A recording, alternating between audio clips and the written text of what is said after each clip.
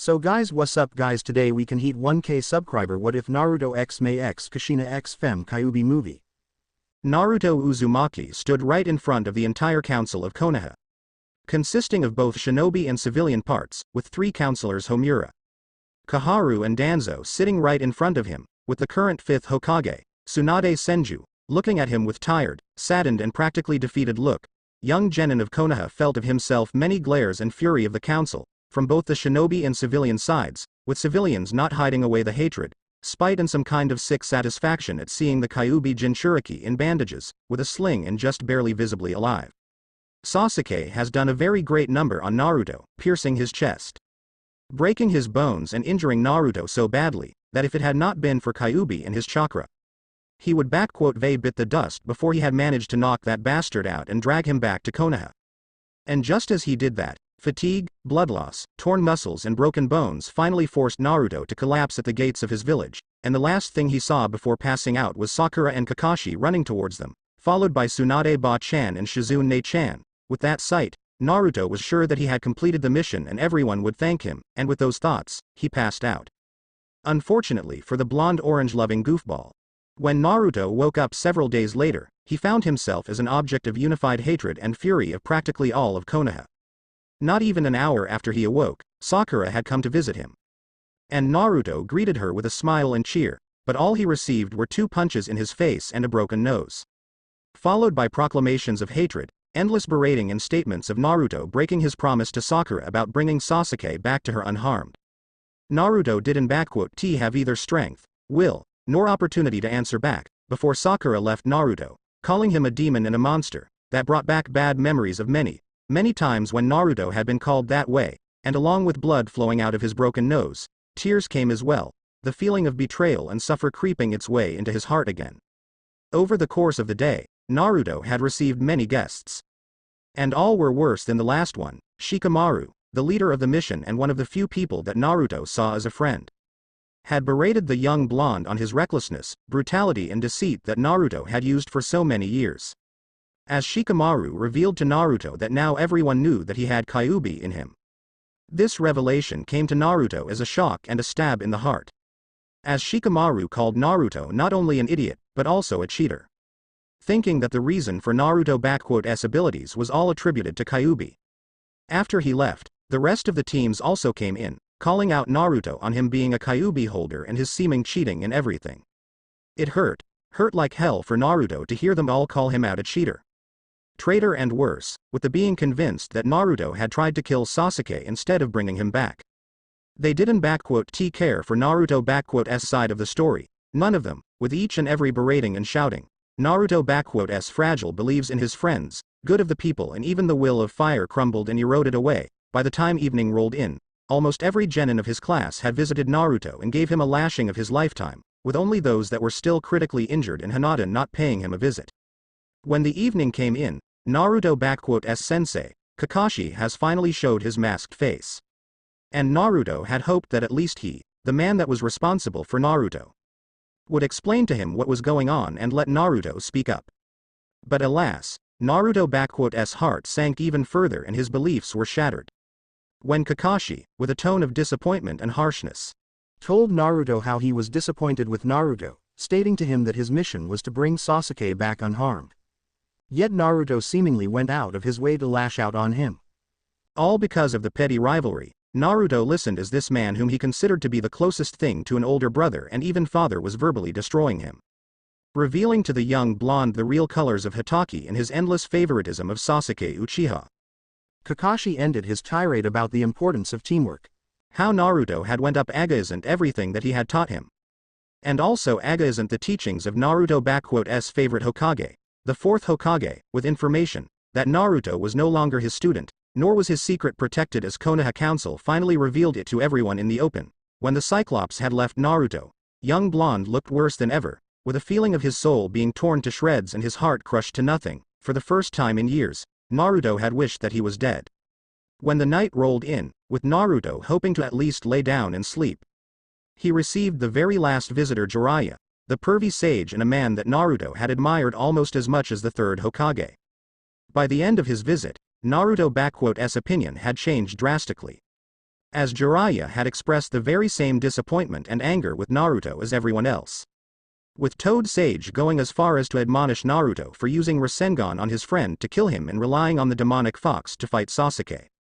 Just like all the others, Jiraiya cared not for Naruto's critical condition and what Sasuke had done to him. Instead, focusing on Naruto's failures, Toad Sage had expressed to Naruto that Lord Third and Fourth would be sourly disappointed with Naruto. Especially the Fourth, along with informing young Genin that he was no longer a summoner for Toads. As Jiraiya had terminated Naruto's contract, everything that Jiraiya had said, Naruto simply took in with a blank expression, showing no emotion or anything, only letting his tears fall freely as the man he once respected was berating him for practically nothing. When Jiraiya left Naruto, young blonde simply stared at the wall with the dead expression and not even will to move anything. Years of berating, beatings, isolation and hatred, and now all coupled with what he heard today from essentially the closest people Naruto had. Everyone has a limit to how much pain and sorrow they can take. And no matter how strong your spirit is, how powerful your will is and how much light you have in your heart, Naruto Uzumaki had always clung to the belief in best of people and that he had those that cared for him. Yet today he faced the harsh and cold truth of his life. No matter how much he had tried, fought, bled and protected, people of Konoha will always see Naruto as a demon and trash. And with this realization, came the understanding that Naruto's dream of becoming a Hokage was only ashes to him now. Because with so much pain, suffering and sorrow that he had experienced, Naruto's soul couldn't hold onto a hope of finding happiness in Konoha any longer.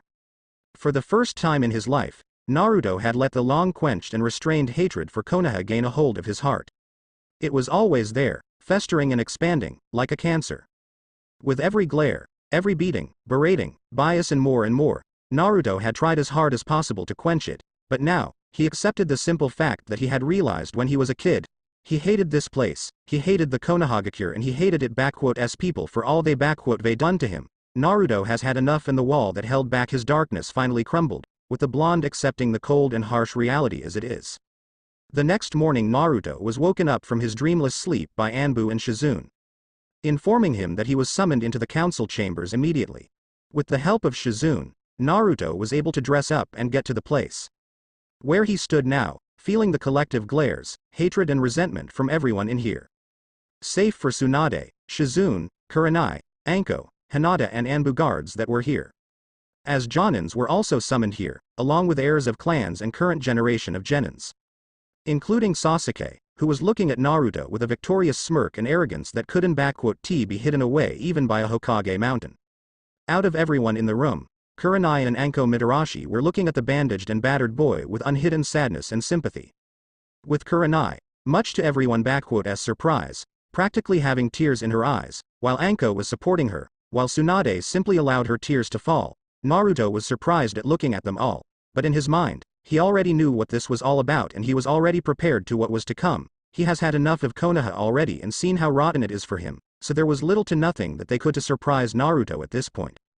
Genin Naruto Uzumaki, in light of your atrocious behavior towards Konoha, dishonorable actions in the field, attempted murder of clan heir and fellow shinobi of Konoha, Sasuke Uchiha, usage of A-rank Kenjutsu and endangerment of Hidden Leaf Village by releasing Kyuubi's chakra. The Council of Konoha has found you guilty of all charges. You are hereby stripped of your status as a genin and a shinobi of Konohagakure no Sato. Your property, valuables and money are stripped of you in order to compensate the damage done by you to Uchiha-sama in this village. Kaharu read the verdict, with Naruto gritting his teeth from anger at how all of them have stripped Naruto of all that he essentially had. In addition to that, the Council of Konoha has found your presence in this village and land of fire to be a danger to both the village and our country. Because of that, you are hereby banished from Konohagakure no Sato in the land of fire for life. Should you ever be found within the borders of Hai no Kuni, you shall be executed on sight as an enemy of the state and traitor to Konoha. You have 24 hours to leave Konoha and 1 week to leave the land of fire. Now, place your shinobi license and your headband before Lady Hokage. Naruto's bangs of hair hidden away his eyes, but his entire frame was speaking of one thing: unbridled hatred and fury. The sick satisfaction of civilians, shinobi council smirks. The victorious looks of Sakura, Sasuke and counselors towards him. All and far more was making Naruto utterly furious. Yet he contained it all in himself. This village has practically destroyed him, making sure to kill him since he was an infant, and now it had achieved what it always strived for, while he was stupid and idealistic enough not to see it from the day one. Slowly, with a pain in his muscles and bones, Naruto made his way to Tsunade, who looked at him without hiding away her own pain and suffering. She had initially saw Naruto as small brother, but over a few months, her views on his changed, and Naruto became far more like a son she never had. Tsunade may never showed it, yet it made her heart warm when Naruto called her Ba-chan. Occasionally even a Ka-chan when she was particularly caring towards him. Not long after Tsunade had returned to Konoha and saw just how horribly Konoha has treated Naruto, she tried to her hardest to ease the hidden pain and anger that Naruto had in him. Helping him however she and Shizune could. Restoration of Naruto*'s apartment. Good food supply, clean water, new and clean cloths and more. And now, this village has destroyed the young blonde and everything that was good in him for this place. And it hurt Tsunade, hurt even worse when she had lost Dan and even Nawaki. As to her, Naruto was her son, and she was the one to fail him. As she was absent, tending to Naruto**s injuries, Council took this as a golden opportunity and used it to the fullest, doing its best to exile and destroy Naruto, take away everything that he had, all right under Tsunade**s nose. Tsunade had never hated the village her grandfather and granduncle had built, but after this and what she had found out later on in Sarutobi**s files, Tsunade truly, for the first time in her life, felt an utter hatred towards this place. Naruto saw the familiar pain in Tsunade**s eyes, and only gave her a sympathetic look. Young blonde May**Vey hated this village now, but not Tsunade. Nor Shizune, they were never the ones to hurt or betray him. No, they were about the only ones to truly help him. To care for him as he was and without any deceit, he May**Vey looked like a fool. But even Naruto knew that this farce was fully on hands of the council and not his surrogate mother and sister. With a free hand, he took off his headband and placed it onto the table, followed by his license on top of it. When Homura was about to reach it with her hand and a sickeningly satisfied look, Naruto slashed a kunai right into both of them, piercing the symbol of the village and his license, surprising and shocking everyone, as kunai went right through both objects and table, earning him even more heated glares. Before anyone had a chance to say anything, Naruto finally spoke up. Good riddance, was all that he said, with a voice filled with coldness, hatred and resentment, one that was completely foreign to everyone**s ears, with Kurenai, Anko and Shizune breaking down at those words, while Naruto wobbled away from the chambers, not caring for the insults thrown towards him by his former friends and others. Naruto. Right when Naruto was about to leave the building, he was stopped by the voice of Tsunade, making him turn around and see her coming towards him, and Naruto, I am so sorry, Don**TB.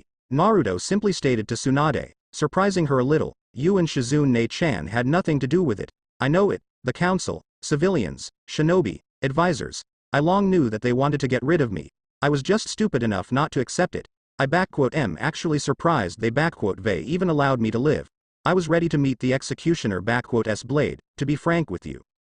Naruto. Don**T say it like that, it**s not like you. Tsunade practically shouted at him in shock. I know that what happened here was harsh and it was utterly atrocious, but Don**T let it get to you. I will overrule them and they**ll regret ever doing such a thing to you. And you**ll be back in no time. Ka-chan. Tsunade was immediately stopped when Naruto called her like that. Looking at the greatly saddened face of her surrogate son. Thank you. You and Ne-chan for everything, I know that you mean well and want the best for me. But please, just let me go, you and I both know that this village and all of those people, they**ll never accept me as you and Ne-chan had accepted me. To you, I am Naruto, but to everyone else, even Kakashi Teme and Jiraiya Teme, I am a disappointment, a cheater, a demon and only a tool to be used and tossed away like a trash. They, Sakura, Shikamaru, Choji, Kiba and everyone else have let me understand it all too well. Tsunade was shocked when she heard of it, instantly understand what had happened. Naruto had been visited by all of them and must**Vey received on hell of a verbal lashing out that it had finally broke her favorite blonde. Tsunade was gripping her fists and stopping herself from going right towards all of them and snapping their necks one by one, followed by their parents and friends for doing such a thing. Hell, the first one on her list was her own former teammate, Jiraiya, whom she hated at this moment more than even Orochimaru. He was entrusted with Naruto, had taken him as an apprentice and did this to him. Jiraiya. I hope you already left this village, because if not, I personally send you to hell for this. Tsunade mentally swore to herself, and you, Sarutobi-sensei, I hope your pitiful soul is suffering in Shinigami-S stomach for what you have done to my Naruto and allowed those bastards out there to do to him. If only my parents and grandparents had seen it, if only Minato, my boy, had seen all of you in this, Tsunade thought to herself with deep sadness as she remembered the fourth Hokage. Arg, screw you all. You may take away everything from my Naruto here, but you won't take away from him what belongs to him by his birthright, nor will I just abandon him, not the second time. To hell with being a Hokage and all of you fucking bastards. Tsunade wiped away the tears and looked at Naruto, pulling out of a pocket a green storage scroll and giving it to Naruto. Naruto, this storage scroll contains water, provisions, medicaments, cloths, money, books, scrolls and a map from Senju-S vault. This is all yours. Tsunade surprised the blonde when she gave it to him. The food and water will be enough for you to last at least a year, while there is also more than enough money to start a new life somewhere nice, while scrolls and books should teach you what those two bastards should vey. Don't worry or even think about returning any of it, all of that is yours and I won here otherwise, Tsunade said to him with strength. But why? Naruto asked with a shaky voice, shocked at Tsunade giving him so much.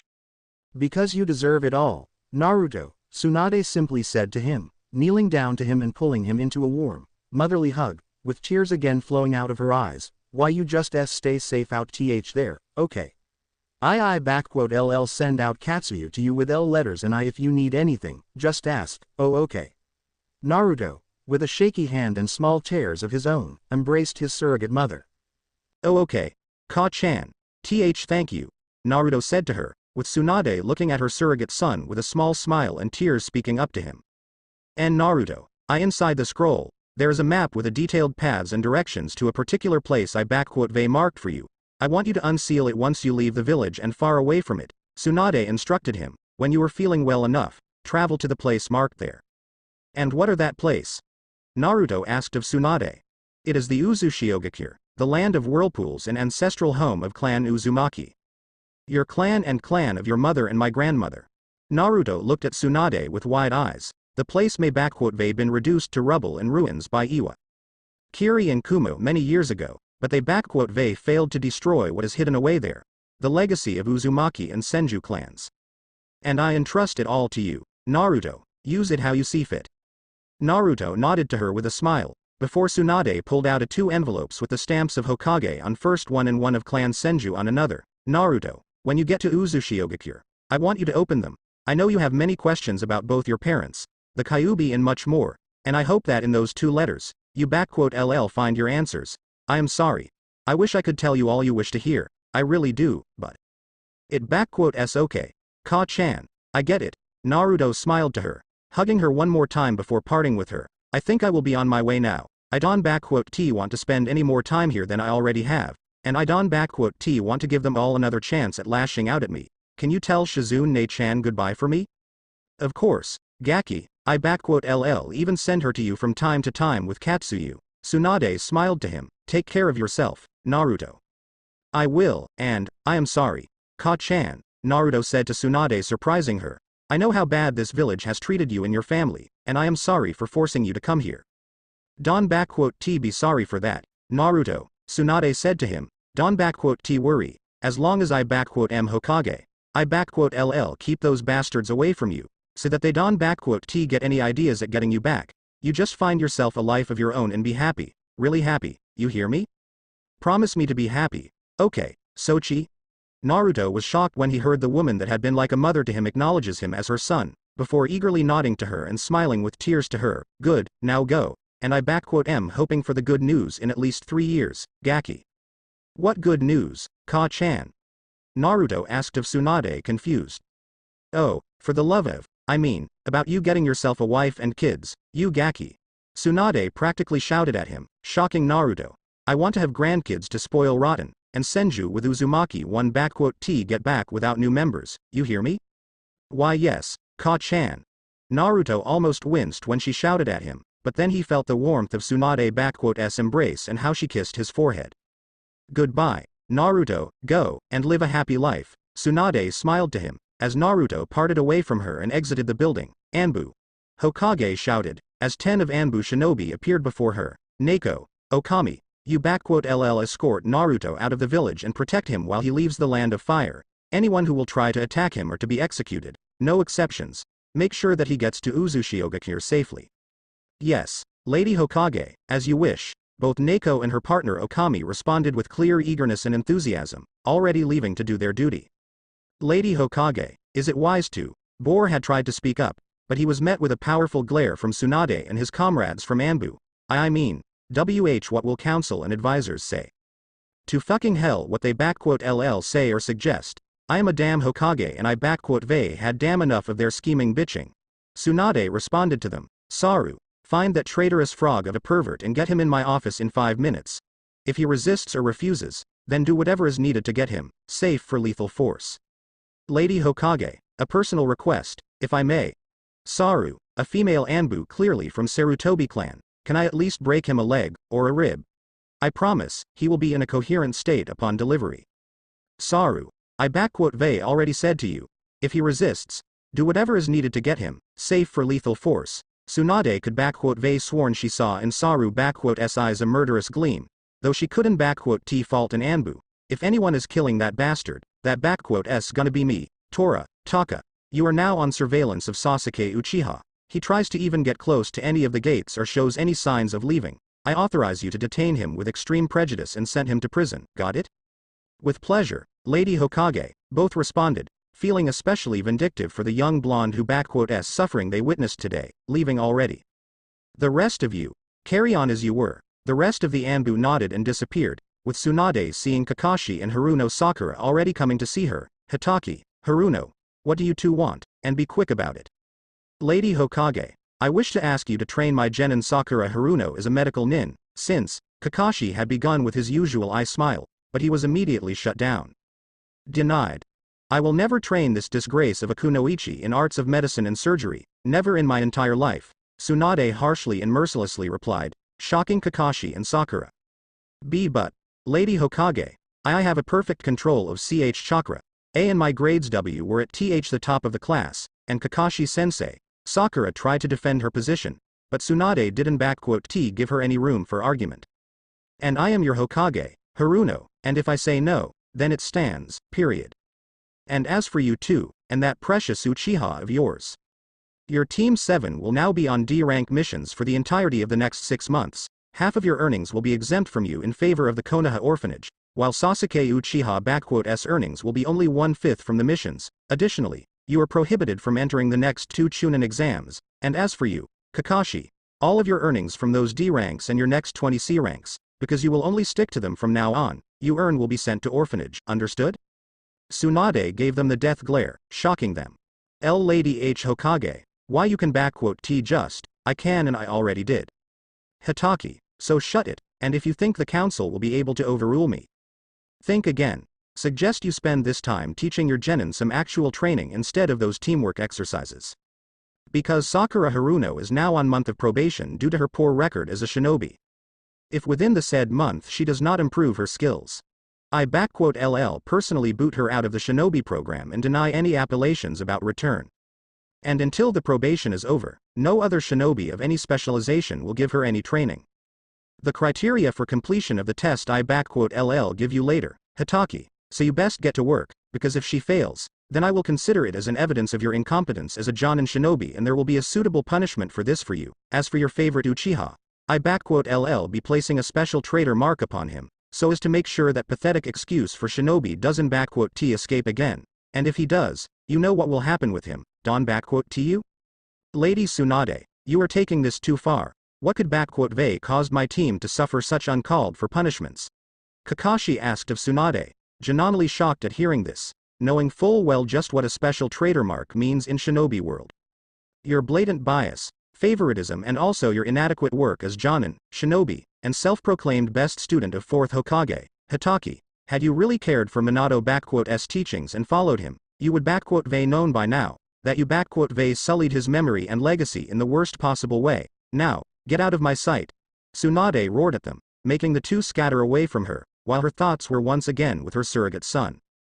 Take good care of yourself, Naruto, and I hope you are watching over him, Minato. I am very sorry I had failed you. and I hope you LL forgive me, my boy, Tsunade thought to herself, as she went towards her office, where she was greeted already by the sight of Saru literally tying up Jiraiya to the chair, while the Toad Sage was struggling to get out, but it wasn't easy with a broken leg and arm.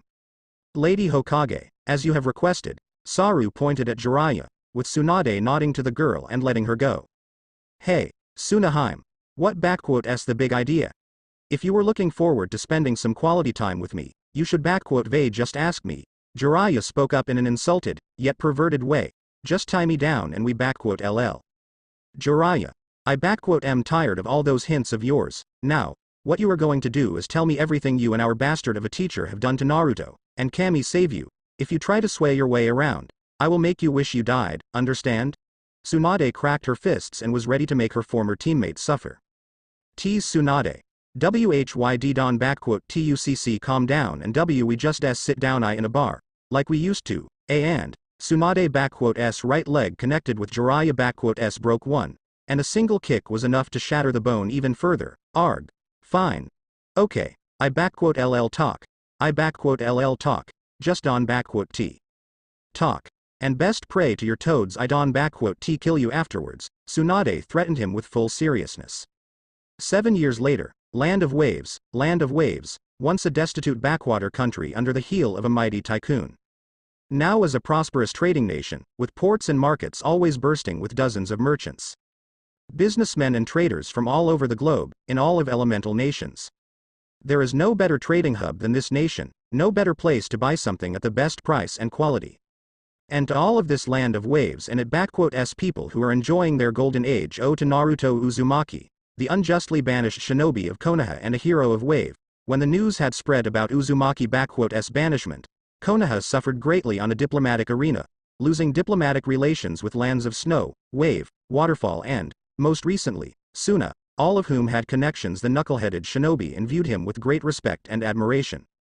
Especially sensitive and painful was the diplomatic blow from Suna, which had managed to regain and greatly strengthen its position after the failed invasion and manipulations of Orochimaru.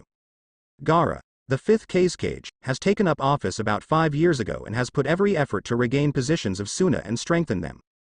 Succeeding in it, along with proving himself as not just capable, but also respectable and strong Kazekage, he mended the relations between Suna and Iwa, opening trade with them and even signing up a defensive pact with them, effectively ending the previous one with Konoha in favor of establishing better relations with Iwa, Wave, newly reformed Kiri and even Kumo. That blow to the pride and prestige to Konoha is still very fresh and won't be forgotten anytime soon, that is for sure. And while most of the elemental nations were enjoying a period of relative stability and peace, currently in the land of waves, things have suddenly taken a turn towards the slight instability. When 2 persons wearing black cloaks with red skies on them appeared in the capital, causing destruction and chaos right out the bat, causing people to run for their lives or become a cannon fodder for the Akatsuki.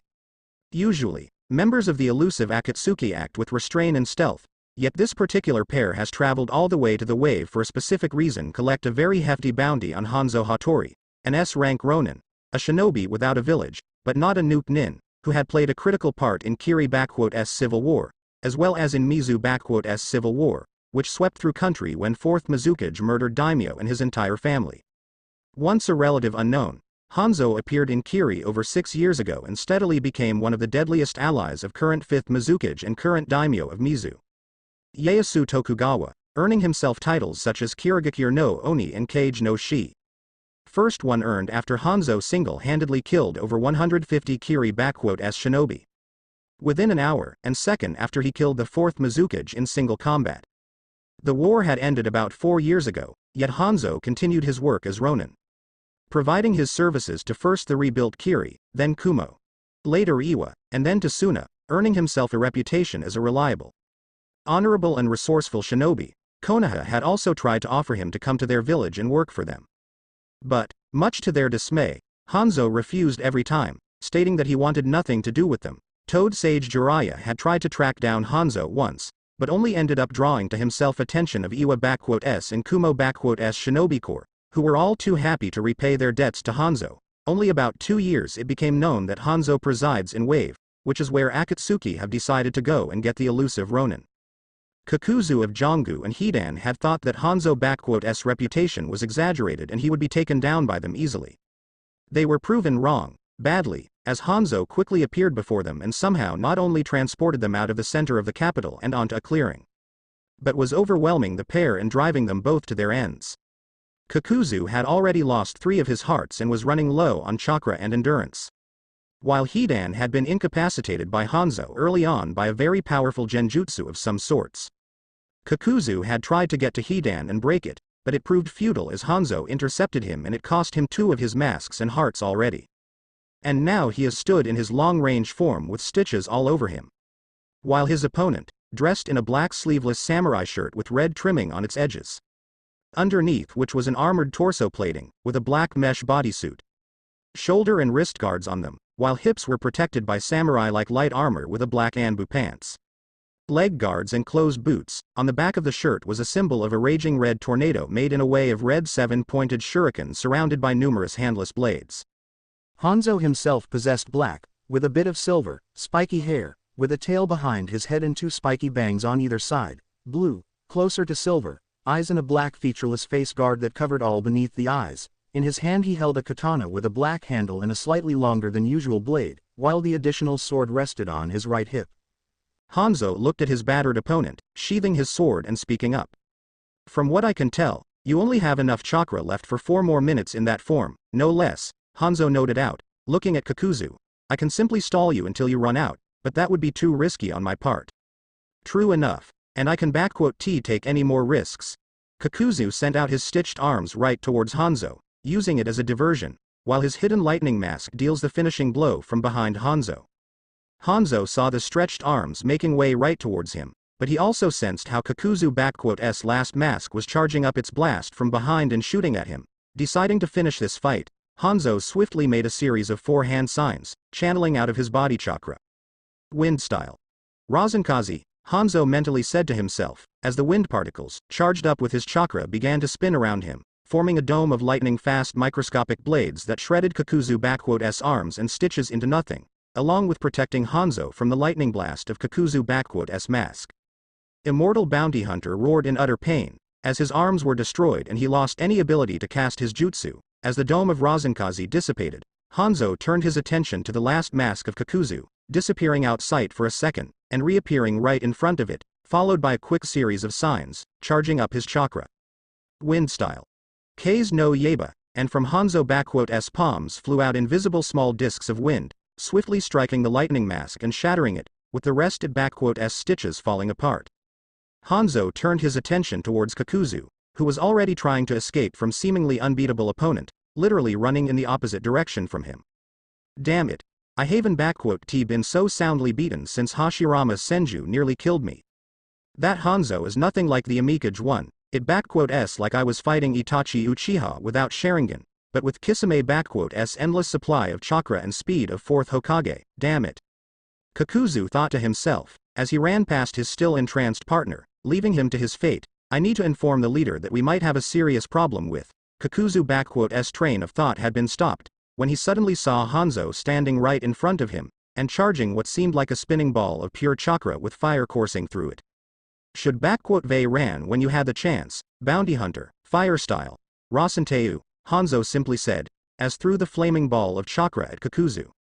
Once the sphere had connected with Kakuzu, it immediately expanded around Kakuzu, engulfing him and burning away all that there was of him and everything there was in a radius of 2 meters, including grass, leaves, trees and even stones and ground, like a small miniature sun, in honor of which it was named. Once it had dissipated, Hanzo let out a sigh, seeing only the glass floor where once was Kakuzu and nothing more.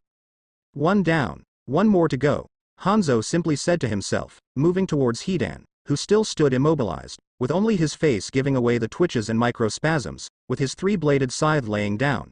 Another one of Jashin fanatics, like I haven had enough of you in Mizu no Kuni. Hanzo, in a swift motion, grabs his left katana and easily, with the speed of a lightning, slashes Hidan's head off of him, breaking his genjutsu and letting the dismantled body fall onto the ground. "WH. What the fucking shit piss did you do to me, you cocksucking bitch?" Hidan immediately shouted at Hanzo, seeing his head laying on the ground and his body near him. "Do you know what I do to you when I get my hands on you, you motherfucker?" No, because you won T have a chance. Hanzo took out of his shirt a black featureless scroll and opened it up, revealing a very accurate and strong sealing encryption on it, making a series of one-handed seals, Uzumaki secret Fuinjutsu, demonic void prison, and as Hanzo said that, a black demonic hand reached out of the scroll and grabbed a hold of Hidan-S head, pulling it inside of the scroll, with the symbol of Oni appearing in the center of a circle after the sealing was complete, before Hanzo closed the scroll and put a powerful protection seal upon it, so as to prevent its opening. Taking away the scroll, Hanzo let out a sigh that carried a bit of tiredness in it.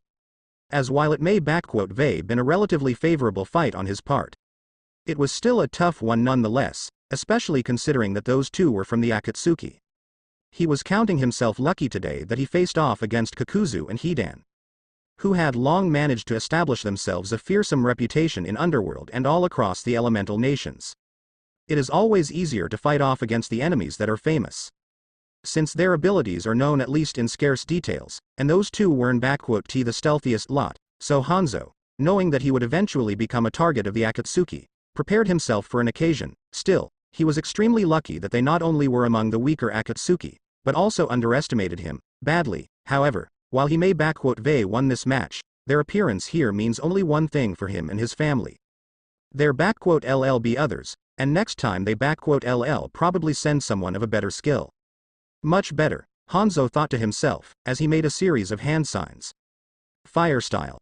Ao Enden. With that, he spit out of his mouth a flame of blue fire and engulfed with it the body of Hidan, standing over it and watching how the dismembered corpse turned to ashes and never to return. Considering that a single Ronin has managed to kill both Akatsuki members at the same time, they will most certainly send those that are the most proficient and dangerous to deal with. And since I don't know who is at their top yet, I can only prepare for the arrival of Itachi and Kisame. And either of the two could easily kill Kakuzu and Hidan, so it won't be a walk in the park with them, especially not with Itachi, and worst of all this, we LL have moved out of here, and soon. Hanzo let out a second sigh, knowing full well what a pain it going to be for him and his family now. Well, point standing around here, the girls must be going crazy with worrying out at home, and with that said, Hanzo disappeared in a flash of black and red. Hanzo house, appearing in front of a two-flowered wooden house. A relatively modern-looking one, but not an excessive or too expensive-looking either. Hanzo removed the face guard off of him and went straight to the door. Opening it up, Hanzo was immediately greeted by the sight of two women, both looking ready for a fight, but immediately relaxing at seeing him. The first one was a young beautiful-looking blonde woman with long blonde hair flowing freely, dark eyes and red lipstick, wearing a short-sleeved black and purple blouse and black pants, both of which had a design similar to clouds on them. The young woman relaxed, seeing her husband, as her nails shrunk back, and two blue flaming tails disappeared, smiling with a relief at him. The second woman had long, bright red hair and large, pupilless eyes. She wore an elaborate, high-collared white kimono with the Uzushiogakur symbol on the back of the obi which was tied around her waist. Her hair was bright red, long and spiky, and reached to her waist behind her. She too had calmed down and went straight ahead to hug her husband, along with the blonde woman, speaking up. "You are here," she simply said to him, but with care and love in her voice. "You should let us both go with you, and who would stayed to look after the house, after Yusaka and Masamune?" Kurama, he asked of his first wife, Kurama, or otherwise known as Kyuubi no Yoko, who stood in her human form, which she modeled after her first host, Mito Uzumaki, whom Kurama greatly respected, loved and admired. "You would killed me if something happened to either of them, and you know it.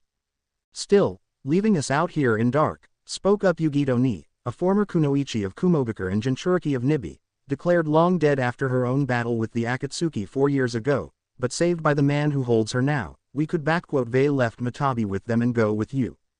"Mo, Don you talk like that, Yugi-chan. I too was worried sick for our Naru-kun here and wouldn't leave him out. But kids are also important," came the voice of a young beautiful-looking woman with black and blue hair, wearing a sleeveless blue dress with a black pattern on it, showing off her figurine and tattooed legs and arms in pattern of stripes, with right eye of yellow and left of green, and with seeming tattoos of cat whiskers, rushing towards her husband and hugging him. "Naru-kun, tell me, are those?" "Yes, Mata-chan, they are gone, and they won't hurt either of us here. Nor our children, said Naruto Uzumaki, once a former shinobi of Konohagakure, a Jinchuriki of Kyuubi and betrayed by the very people he swore to protect, now known to most of the world as Hanzo Hattori, husband to 2 Biju and another former Jinchuriki, father to 2 children and one of world's strongest and most dangerous shinobi, and I let them, never. Throughout 7 years of his life, Naruto has went through a lot of things. Having grown, both in height and personality, maturing in the harshness of the outside world. Gaining wisdom in life and knowledge of his ancestral clans.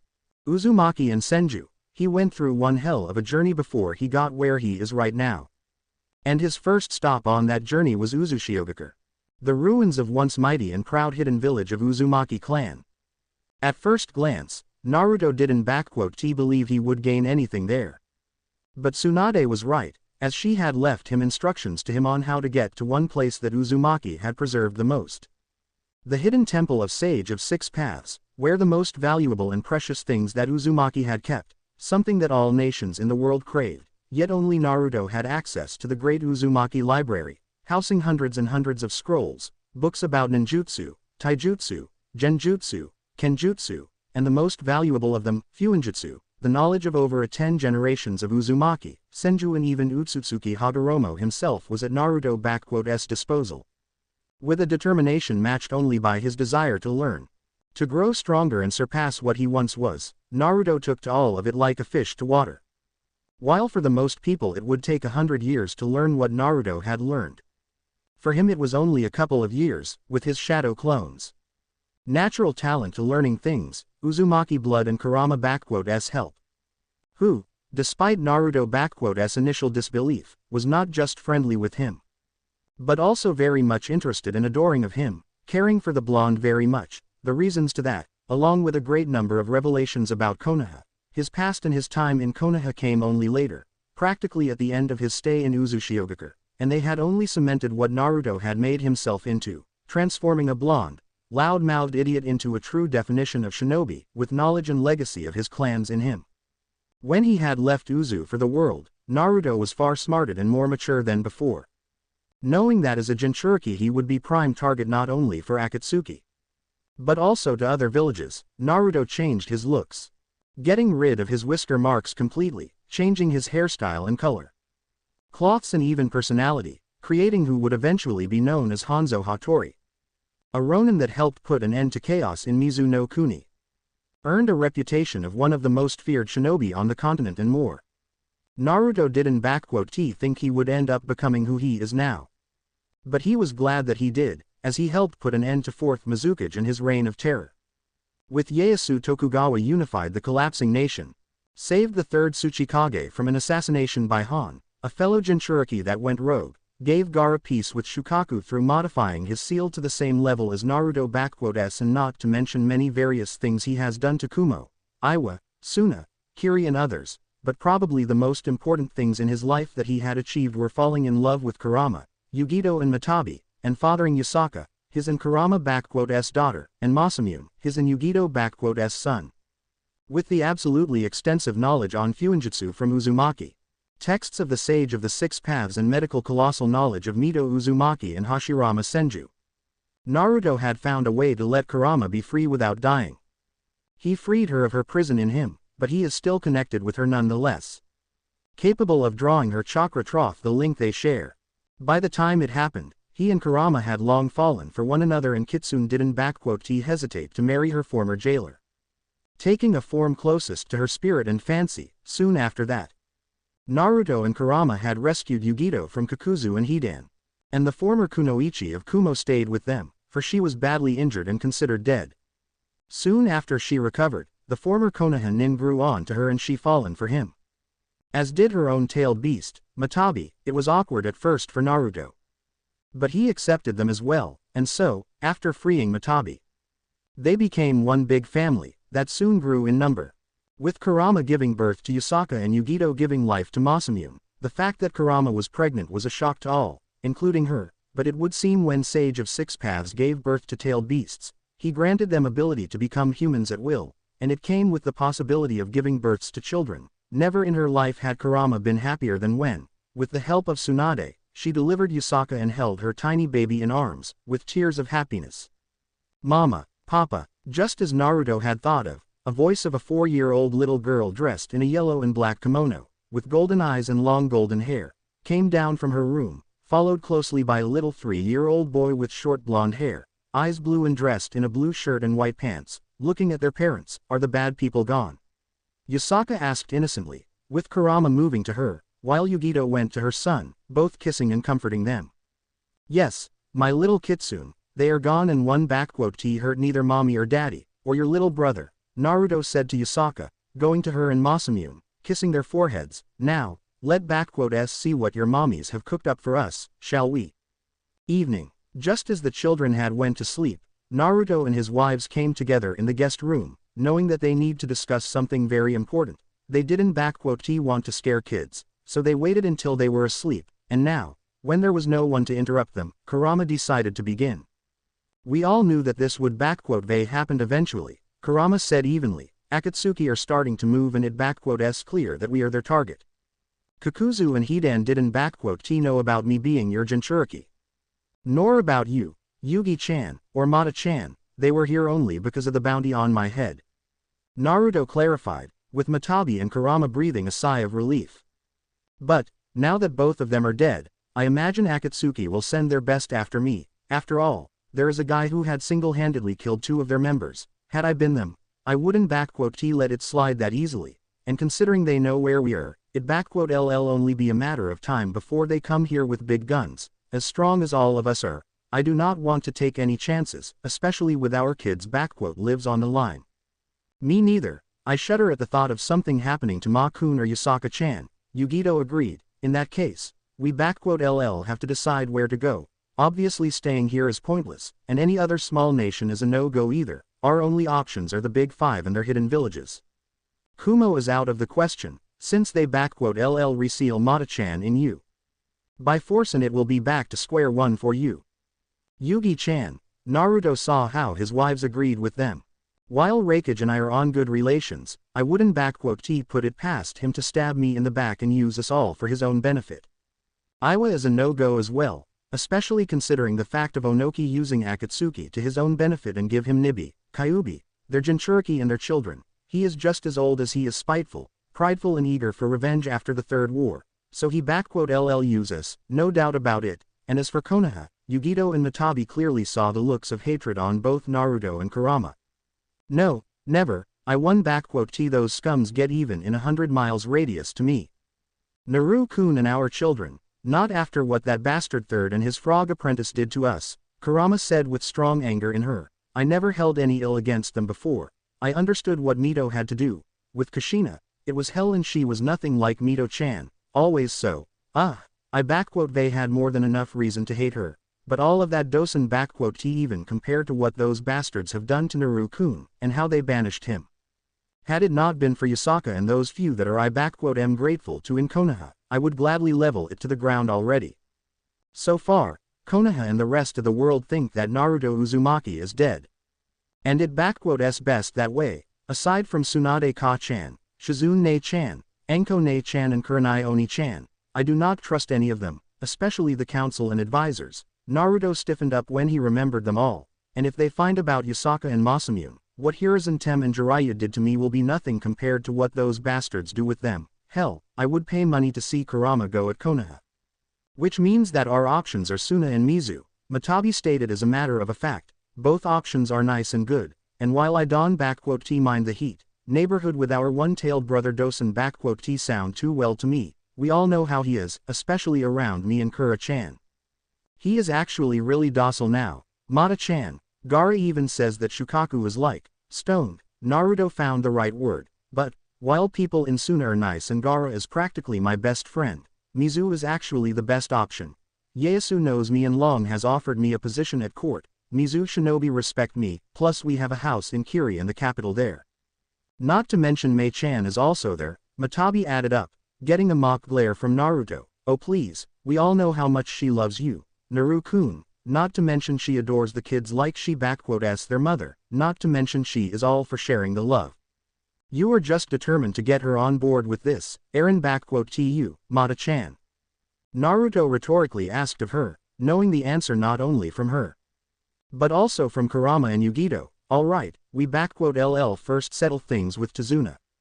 Talk to kids and, suddenly, out of the blue, Naruto stiffened up and immediately darted to his swords and face guard, putting it on in his armor in matter of seconds. Someone unknown is approaching the house right now. Kura, once I leave, activate barrier.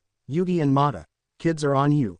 LL be back fast, Naruto said to them, putting on his game face and teleporting out of the house in a black and red flash. Front of Naruto house. Flashing back in the world under the shadow of the trees. Naruto scowled, looking at the intruders. In the last 7 years, he has faced off against tailed beasts Jinchuriki. Armies of samurais, shinobi of every rank and many numbers, cage and more. Naruto had survived and prevailed through all and more, but this is the first time that he was actually surprised the very gall of the intruders, coming right in front of his house, thinking like they have the right. Well, looks like it time for Hanzo Hattori to teach certain someone a lesson in humility. Jumping off of the tree branch, Naruto stepped out into the moonlight and spoke up. Not many dared to come to me so openly, much less survived. Naruto spoke in cold and emotionless way, eyeing the intruders. Now, state your business, shinobi of Konoha, to what do I owe the displeasure? Right in front of Naruto stood the entirety of Konoha 11. Now promoted to the Chunins, some to Jonins, all grown up and prideful. Standing right in front of Naruto, he saw familiar faces of Rock Lee, who had called him out as unyouthful cheater and deceitful demon. Shikamaru, who berated him for what he has done to bring the precious Uchiha back. Kiba, Shino, Tenten and more. The ones that were most interesting to him were Sakura, who looked just as she used to, only older and more mature. But overall, just as pitiful, pathetic and arrogant as ever. Naruto blamed Third and Jiraiya for making him develop a crush on her, due to certain reasons, and the next one who was interesting to Naruto was the man himself. Sasuke Uchiha, fully grown, sporting the same duck butt haircut, but now with a special traitor mark displayed on his right side of the face.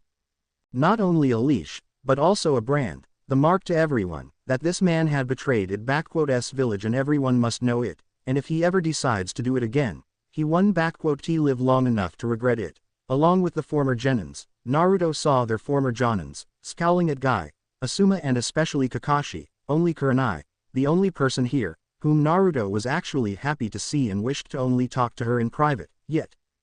Hanzo Hattori, Shinobi no Akuma and Kurigakure no Oni. Kakashi could only see a slight nod from the man standing in front of him. You have made quite the reputation for yourself, the man that has massacred clans of Oda, Saito and over 100 shinobi in 1 hour. Only my former sensei was capable of such feats. Fourth Hokage was a true shinobi no kami of his time. I am content with shinobi no Akuma. Now, what do you want, Konoha? I do not like to do business with you, so be quick. Naruto placed his hand on his sword, seeing how most of the former Genins already went into a fighting stance and even a genjutsu was sent his way. Word of advice, Haruno. Pitiful genjutsu like yours will only aggravate me more. You have 3 minutes to state your business and get out of here. Or what? You honestly don't expect to defeat all of us here on your own? Kiba boasted loudly, with Akamaru barking up in agreement. You may be famous and all, but there's no way you can take me down. 2 minutes and counting, Naruto simply stated, not fazed by the threat. Kiba, silence yourself, we are not here to fight. Kurenai glared right at him, turning back to Hanzo Hattori. Hanzo-san, we come here not to fight, but to negotiate. Our Hokage, Lady Tsunade Senju and Council of Konoha, wish to make contact with you and invite you and anyone you wish to bring with you to Konohagakure no Sato. There is a dangerous group known as Akatsuki, all S rank, wand-tailed beasts. One of them is Itachi Uchiha, the man that massacred his own clan. Naruto took a small moniker of pleasure at seeing the scowl on Sasuke's face. Heard of them, met them, fought and killed a couple of them most recently. Naruto saw the shock on their faces. Your perverted frog the only who has been doing their homework. You want my help in taking care of them, but why should I even bother? As far as I know, your Jinchuriki has long died, so, technically, you are in no danger. That is where you are wrong, Hanzo-san. Naruto heard a new voice, and saw how through the crowd of Genin stepped a red-haired woman with violet eyes, dressed in a Jonin uniform and with an Uzumaki family sword on her hip. Out of sheer sight of her, Naruto scowls and barely restrains himself. My name is Kushina Uzumaki, and my son, Menma Namikaze, is the Jinchuriki of Kyuubi, and ask of you to help me protect him, spoke up Kushina Uzumaki, the woman that had given birth to Naruto and abandoned him in favor of his twin brother, Menma Namikaze. Once, Naruto had dreamt of several things to have, as an orphan. They weren't as grandiose or audacious as one would think of him. No, before he dreamt of being a Hokage, he wanted something that he had longed for throughout the entirety of his life. And that was to have a family, to be loved and cared, to have parents that support and protect you throughout your childhood and guide you to adulthood. Every orphan dreams of it, and Naruto was no different, longing for having a family, parents and be loved and cared, to be rid of the constant loneliness, to feel the warmth of mother's embrace, to be proud of a father praising him. Yet, Naruto was devoid of it all, never to feel it. And it wasn't his choice, not by any means, since this was the decision made by the very woman that stood right in front of him. The woman that had given him birth and was supposed to have nurtured and protected him in this world. But instead, she abandoned him in favor of his twin brother, leaving him out in the cold, harsh and unforgiving Konohagakure no Sato, to be used as Jinchuriki, manipulated, used and practically destroyed as a breathing feeling human being not just by its council and Danzo, but also third Hokage and his only loyal apprentice Jiraiya, and all of that, all the torment, suffering, loneliness and more, it all started with Kushina Uzumaki abandoning her firstborn son and never looking back. It would surprise many, but Naruto had long known about his mother and twin brother. For over 7 years to be precise, it was an utter shock for him. To read from Tsunade's letters about his origins, his real parents and what had happened to him. Finding out that Naruto was not only the son of Minato Namikaze, but also of Kushina Uzumaki and that she purposefully abandoned him was not just hard, it was an absolute nightmare for Naruto, especially considering the reason as to why Kushina had done so, and that reason had made Naruto truly hateful and resentful of any notion that such woman had given birth to him and his father, Minato Namikaze, fourth Hokage and one of the greatest shinobi in history, had ever fallen in love with her. According to Kurama, who had maintained her constant control over her second half sealed in Menma. Kushina, delusional after the attack of a masked man. Childbirth and release of Kyuubi, had for some reason believed that her husband's sealing worked wrong on Naruto. She didn't even properly examine the seal on him, already believing that husband had not just sealed inside of Naruto half of Kyuubi's power, but also Kyuubi's soul and that it had taken over Naruto's body. Granted, it was partial truth, as Naruto did end up with the soul of Kurama in him, but she had never tried to control him, and, according to her, his father's seal wouldn't even let her pump out any of her chakra, even in minuscule levels, unless Naruto needed it. But, to Kushina, a sealing mistress of Uzumaki herself, her firstborn son was lost and she simply threw him away from herself, leaving the Konoha for Fire Capital to train and raise her only true son, Menma. When Naruto had first found about it, he was livid, absolutely furious and had even lost control over himself, resulting in him pumping out more and more of Kurama's chakra, going so far as to literally allow It's chakra to take over him. He would destroyed the island of Uzu and unleashed Kurama out had he not been stopped by someone he did not expect to meet. Flashback. 7 years and 4 months ago, Naruto's mindscape. Naruto. Stop this. If you pull any more of my chakra, you LL die. Please, Naruto-kun, calm down. Kurama was desperately pleading for her host and poor soul to stop what he was doing, but it was all for naught, and the giant fox was forced to look from her cage how the walls of Naruto's mind and seal were getting destroyed. That woman, abandoned, alone, I will kill her.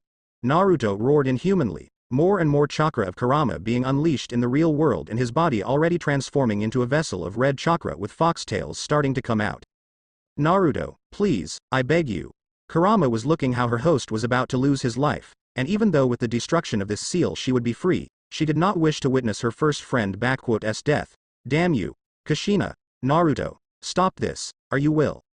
Naruto, that is enough. Suddenly, a new voice came from the folds of the Naruto's mind, snapping his mental projection out of his rage for a second. That split second was more than enough for the newcomer to appear right in front of Naruto and push him away from the cage.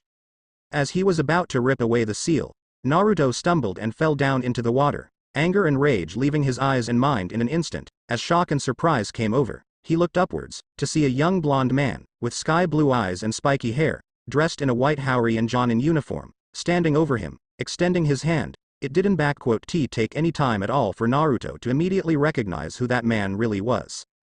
Fourth Hokage, Dad. Naruto looked up in awe, as Minato Namikaze, 4th Hokage of Konoha, and father to Naruto smiled to him, but how and why.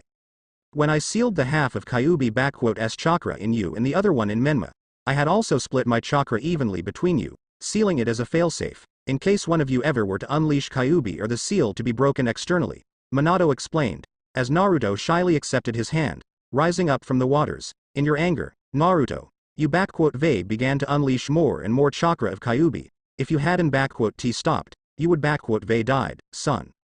I had tried to stop him, Yandaime, but your damn seal prevented me from that, so I am blaming you on this part.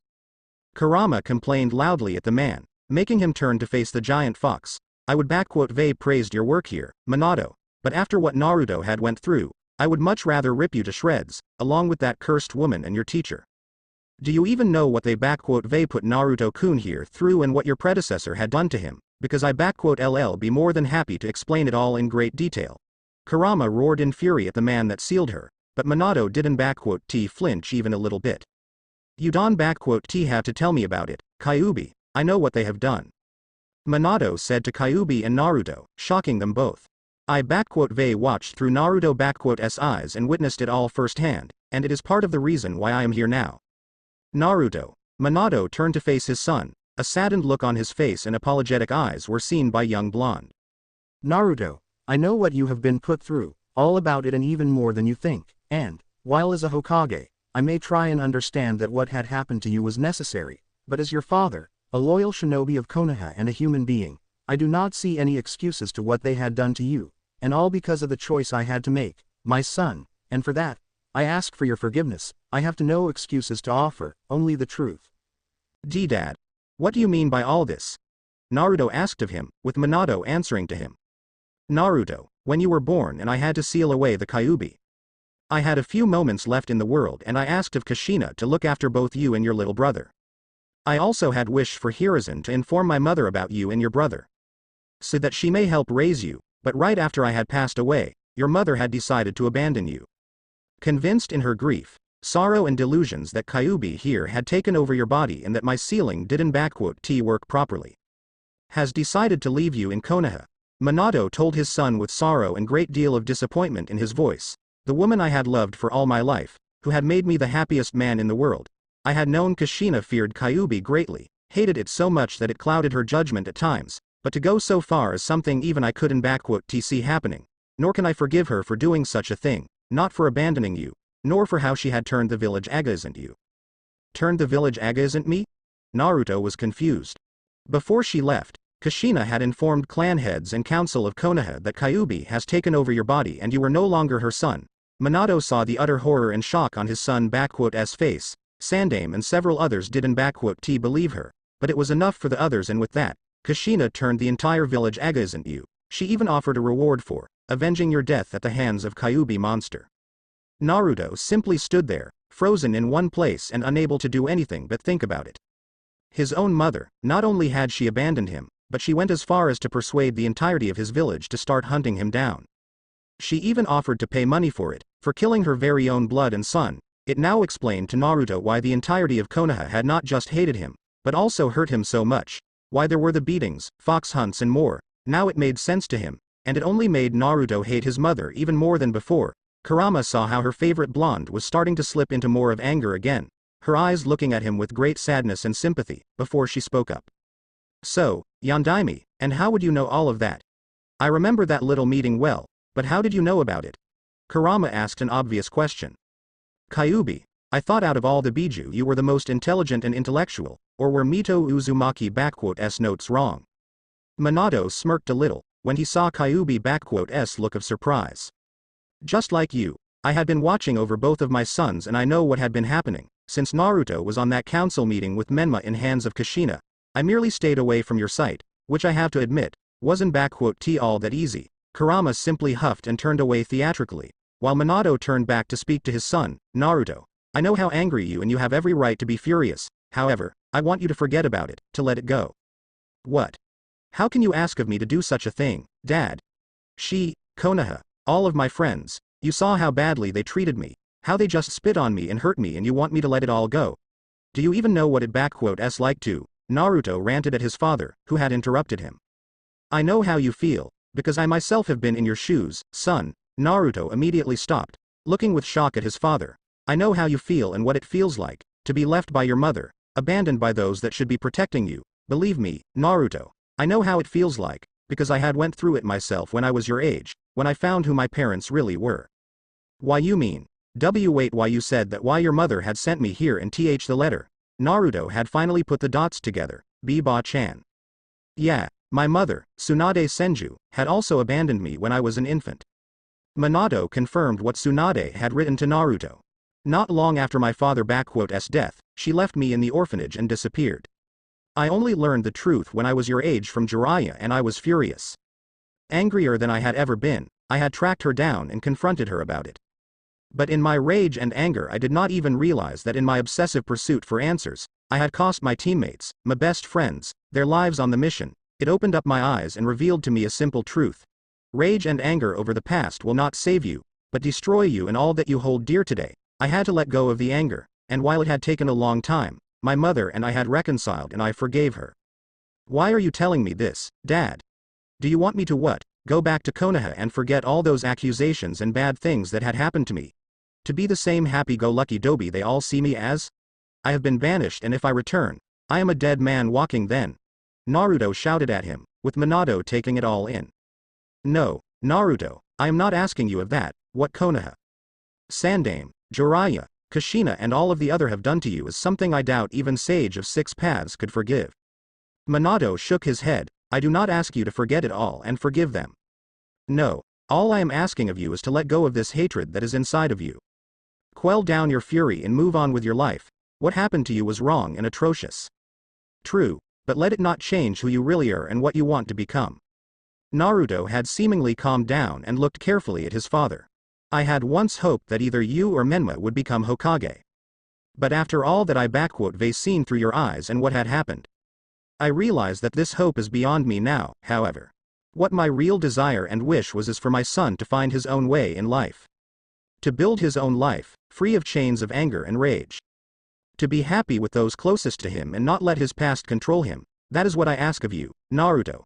Build your own life, but do not let the anger pave your way. Leave behind Konoha and all the nightmares it inflicted upon you, and walk towards the brighter future with no strings attached. My mother had entrusted you with the legacies of both Uzumaki and Senju, and I know that you put it to great use. So, can you do this for me, to live a life free of anger on Konoha? Naruto had listened to his father well and contemplated all that he had heard from him. And, as much as he had wanted to disagree with him because of his fury, his father was right. Leading a life in rage and anger would only result in Naruto becoming someone like Sasuke, an avenger and traitor, a person that cares nothing for the others and even his own life. And Naruto has already seen what revenge and obsession with anger has done to people, him being one of the victims of that kind of people. If he were to slip into the same kind of abyss, he would only become just like the lot of them, the same as the people he despises the most. No, Naruto didn't want that, never in his life. His mother and village may hurt him and nearly destroyed him.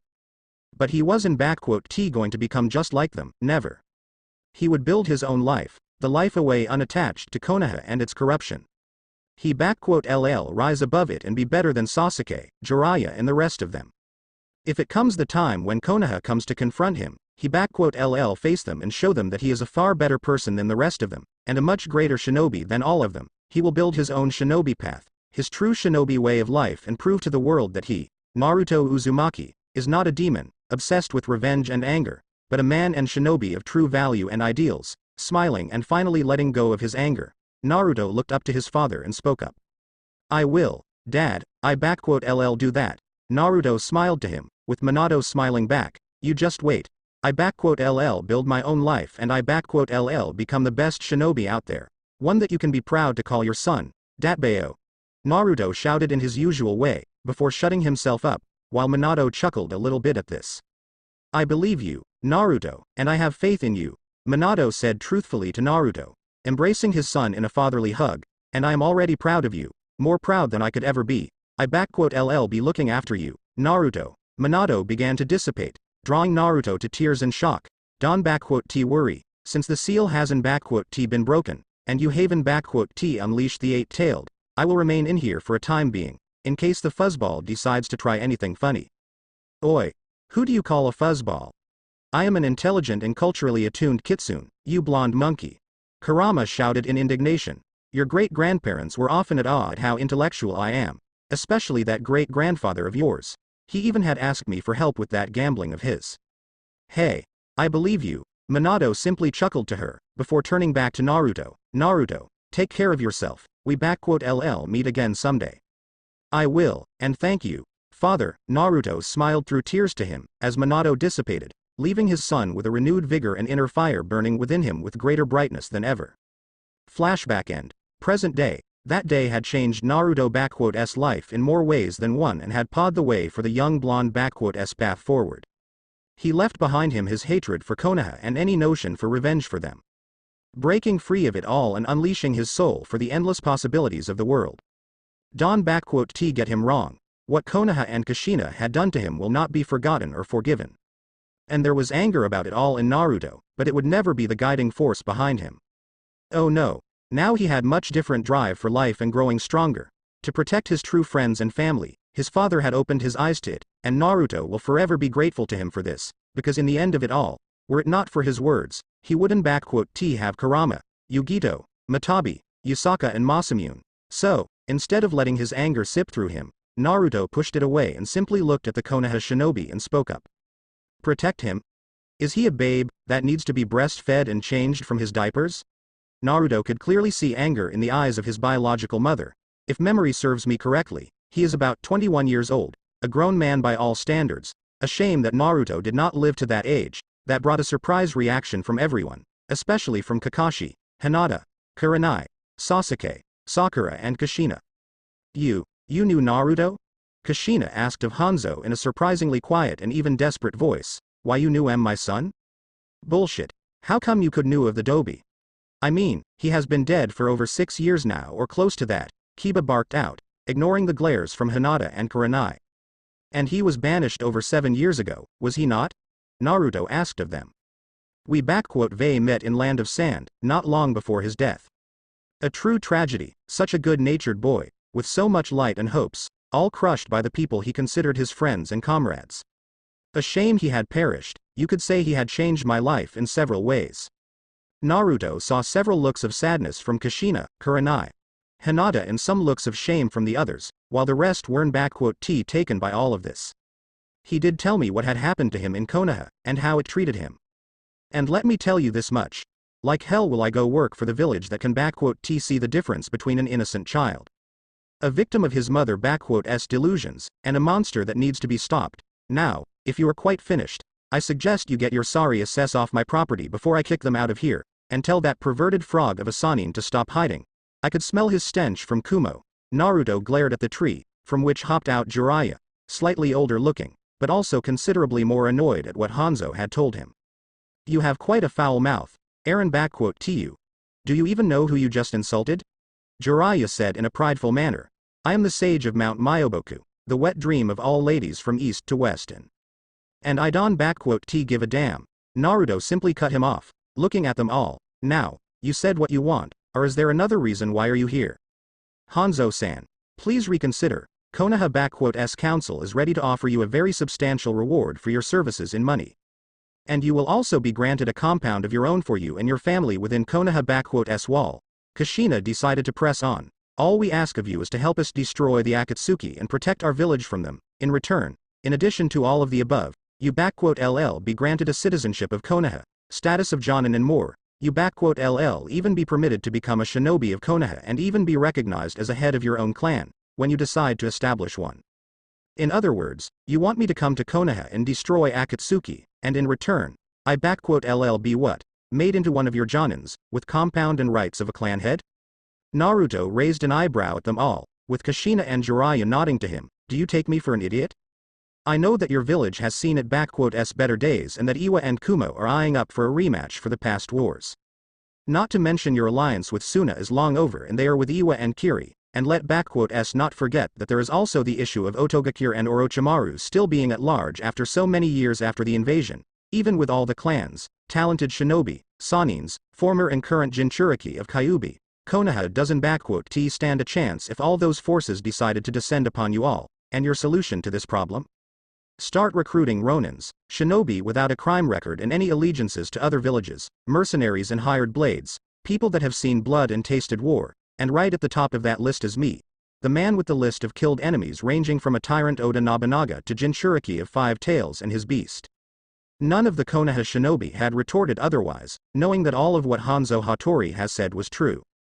Konoha really was in a desperate position, having lost not only one of its Jinchuriki, but now being literally surrounded from all sides by its enemies. All eyeing up for a rematch, according to Anbu intelligence. A new war might happen in between 2 to 4 years from now on, and Konoha needed desperately to gain back its prestige and power. Having lost almost the entirety of Uchiha clan had greatly diminished the power of Konoha initially. And even if Sasuke were to breed with women now, Konoha wouldn't have any Sharingan users capable of fighting anytime soon. Not in 12 years at minimum. They needed strong and powerful shinobi now. And no matter how talented and promising today generations were, nothing beat an experienced veteran of war and battles, and out of everyone out there, Hanzo was at the top of the list, with skill set, experience, expertise and proficiency in so many areas of shinobi arts, that he was seen like a second coming of Tobirama Senju no less. If he were to join Konoha, Iwa and Kumo would immediately back down, and Suna with Kiri would be far more open to negotiations, given the fact of Hanzo's close ties with Mizukage and Kazekage. And all the while Hanzo talked, Hinata Hyuga looked very closely at the man. Unable to turn her gaze away from him, she couldn't explain it in any way. But something seemed strangely familiar and so close to her that she couldn't even put her mind to it. It was like Hinata was looking at the closest person from her past that suddenly appeared. Only he looked completely and utterly different from before. But the feelings, it was just as if she was once again looking at him. Putting a little faith in her heart and feelings, she activated her Byakugan and looked closely at Hanzo. Hyuga clan was known for their ability to see chakra clearly, but also to remember its signature, its uniqueness and distinguish from all the others, and now, Hinata, who had spent years looking and following her love, the boy that gave her the courage to go forward, widened her eyes at see his chakra and words escaped her lips. She couldn't believe her own eyes, as her Naruto Uzumaki stood right in front of them all. En Naruto K-kun. Those words had drawn the universal attention from everyone, with looks of confusion and surprise on everyone, including Hanzo. En Naruto-kun. It really is you. Why you were alive and you were here. Why you are Hanzo H. Hattori.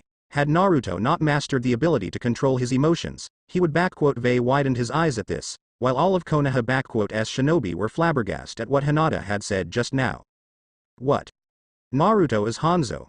Hinata, what are you blabbering about? How can that dead monster be the man that stands right here? Sakura shrieked at Hinata's statement. Naruto Baka had those messy blonde hair, that hideous orange jumpsuit and couldn't sit idly for a bloody second. Hell, had he been Naruto, he wouldn't think twice and ask me for a date, for crying out loud. Yeah. I have to agree with Sakura on this one. Hinata, Naruto was a total idiot and this guy looks much more like someone who knows his stuff. Tenten added up. Looking at Hanzo, heck, that guy has the specially crafted Ronin armor from Tetsu no Kuni on him and 2 chakra katanas on him. Our Naruto didn't even know how to use a kunai properly. Wow. I know I was bad, but that was just cold. Tenten. Naruto thought to himself for a second, before turning his gaze back to Hinata. Still, I should remembered that those of Hyuga clan are capable of identifying a shinobi by his chakra signature, and given the fact of Hinata observing me for years, she must been able to recognize me. Damn it. Let hope that Neji doesn't get any ideas, or Akamaru here doesn't recognize me by scent. Oh no. Tenten, I wouldn't be so sure, to be honest with you. Shikamaru suddenly spoke up. Clan Hyuga is known for their Byakugan, and through it they can identify anyone whom they know, even if he has changed his looks, and we all know here that Hinata here has spent a long time looking at Naruto, so. Pardon me, but you do realize that I am still here? Naruto drew back their attention. I don't know what this all about me being your dead friend or something, but here is my final word. Get out of here, or Akatsuki will be the last thing you worrying about here. Hanzo already put his hand upon the blade and everyone got into the fighting position again. And no, please, Naruto-kun, Hinata had tried to plead to him, but she was cut off by him. For the love of, girl, you are mistaken, I am not your. It really is you, Naruto. Suddenly, came the voice of Neji Hyuga, his Byakugan showing fully as he looked at Naruto. Hinata-sama is correct. The man before us is Naruto Uzumaki, not Hanzo Hattori. During the Chunin exams, I have memorized your chakra signature and I could never forget it. Sadan tried to deny it. Naruto. This statement immediately had brought out a look of shock from everyone.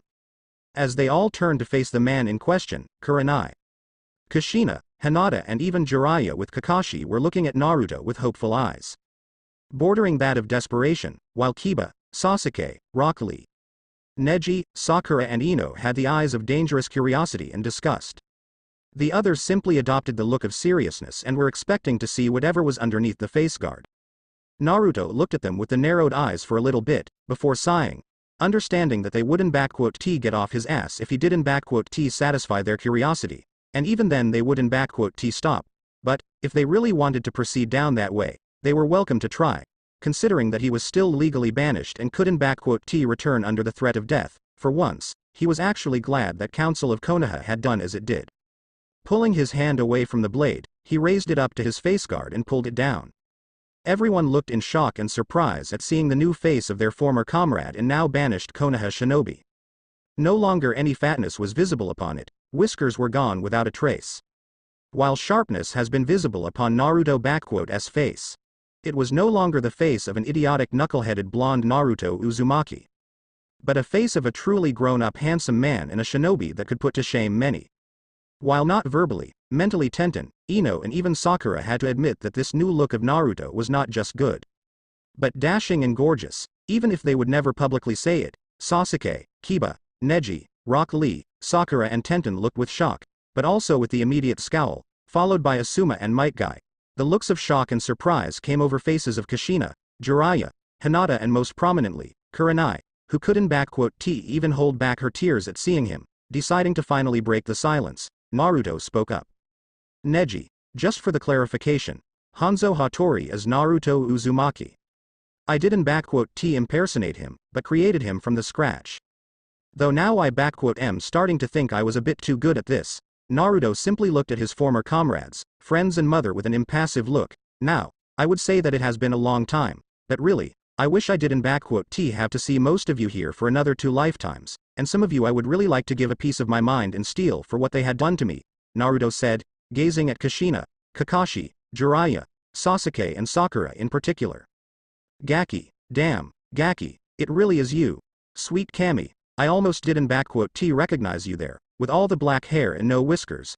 Jiraiya shouted out in joy and was already moving towards Naruto, but he was immediately stopped by an instantaneous and powerful wave of killing intent coming from Naruto. Hey, Naruto, what all this key is about? Why you Aaron happy to see me? Should I? Last time we met, you said that I am a major disappointment of your precious village and that 4th Hokage and 3rd Hokage would be appalled at what I did, Naruto reminded Jiraiya, who had stopped in his tracks and recalled, a look of shame coming over his face. I guess my godfather would know better, considering that he trained the same 4th Hokage, aka Minato Namikaze. My father, only guess what? My father wasn't disappointed in me, far from it. Why you already know why your father is? Jiraiya asked of Naruto, which simply scoffed at him. Oh, I know all about him, as well as the woman right in front of me, and don't even get me started on what you and that old bastard of a Hokage have done to me. Naruto narrowed his eyes at Jiraiya, who eyes widened as he realized what Naruto was talking about. Memory alteration seals, and not just 1 but 3 of them, right upon my mind. Tell me, were you trying to make me a mental retard, or did you just enjoy mind raping me with that old dustbag? And Naruto, I had not why you think it was. We had no other choice. Kyuubi was starting to influence you and, Jiraiya had tried to defend himself. Don give me this load of crap. You are a level 8 sealing master, and you knew that my 8 trigram seal was safe and not weakened. You altered my memories not because of Kyuubi, but because it was convenient and handy for both of you, especially considering that I had found out quite a few of your dirty secrets, like one about this woman right here. Naruto looked at Kushina, who looked with desperation at Naruto. So, Kushina Uzumaki, happy to finally see your firstborn son? Any words to share, not that it would matter in the grand scheme of things. Sochi, please, I know that what I had done was horrible, but please, you have to understand that Kushina had tried to explain herself, but she immediately cut off by Naruto. Believed I was possessed by Kyuubi because of my father's mistake and had to abandon by you, while also becoming a prime target for the entire village to kill? Naruto saw the look of shock and tears upon her. Kushina, you are an Uzumaki in level 10 sealing mistress, not to mention a former Jinchuriki of Kyuubi. For you to distinguish a caged fox from an unleashed one is a matter of simple careful glance. But no, you merely assumed that I was possessed and that was it for you. Do you even know how many times I have been sent to hospital before I turned 3 years old? I was not just hunted down by villagers, but bloody genins, chunins and jonins. Hell, 2 of the jonin here had tried to take my head here, all because of you. Naruto turned his gaze at Might Guy and Asuma Sarutobi. Isn't T that right, Guy, Asuma? With Guy it's self-explanatory, but with you, Asuma, that heen of yours nearly sliced my head off my shoulders back then. I still don't understand what did Kurenai Oni-chan had found in someone like you. Kurenai widened her eyes and her mouth was agape at hearing what she did. Oni-chan, Naruto, oh my little bundle of joy, you they remembered. You remember again. Wait, Asuma, hunt, heen, slice. Kurenai's joyful thoughts immediately turned to one of murder as she glared at Asuma Sarutobi right there. Asuma, did I hear that right? You had partaken in fox hunts and nearly killed Naruto? Asuma shuddered when he met the murderous gaze of his former girlfriend. I didn't know any better. And I thought that he really was a Kyuubi and Asuma had tried to defend himself, before realizing something and turning back to Naruto. Wait, how do you remember? When I saw you last, you didn't remember any of it and details are not important, but what is important is the fact that you used the girl that had adopted me to get close and claim the prize. I believe your exact words were, not only do I get to avenge our 4th Hokage, but those 15 million ryo will also be mine, so you better stand still so I can slice you clean, demon, Naruto recalled, seeing how Asuma paled instantly at this one, while his former team and some others had the looks of shock and even disgust on them. I may been 4 at the time, but I still recall how that blade had nearly cut off my hand when I tried to reach for a kunai to defend myself. Thank Kami Anko Ne-chan got back from mission early and decided to stop by. So that sy she, Asuma, I ll fucking murder you for what you had done to him.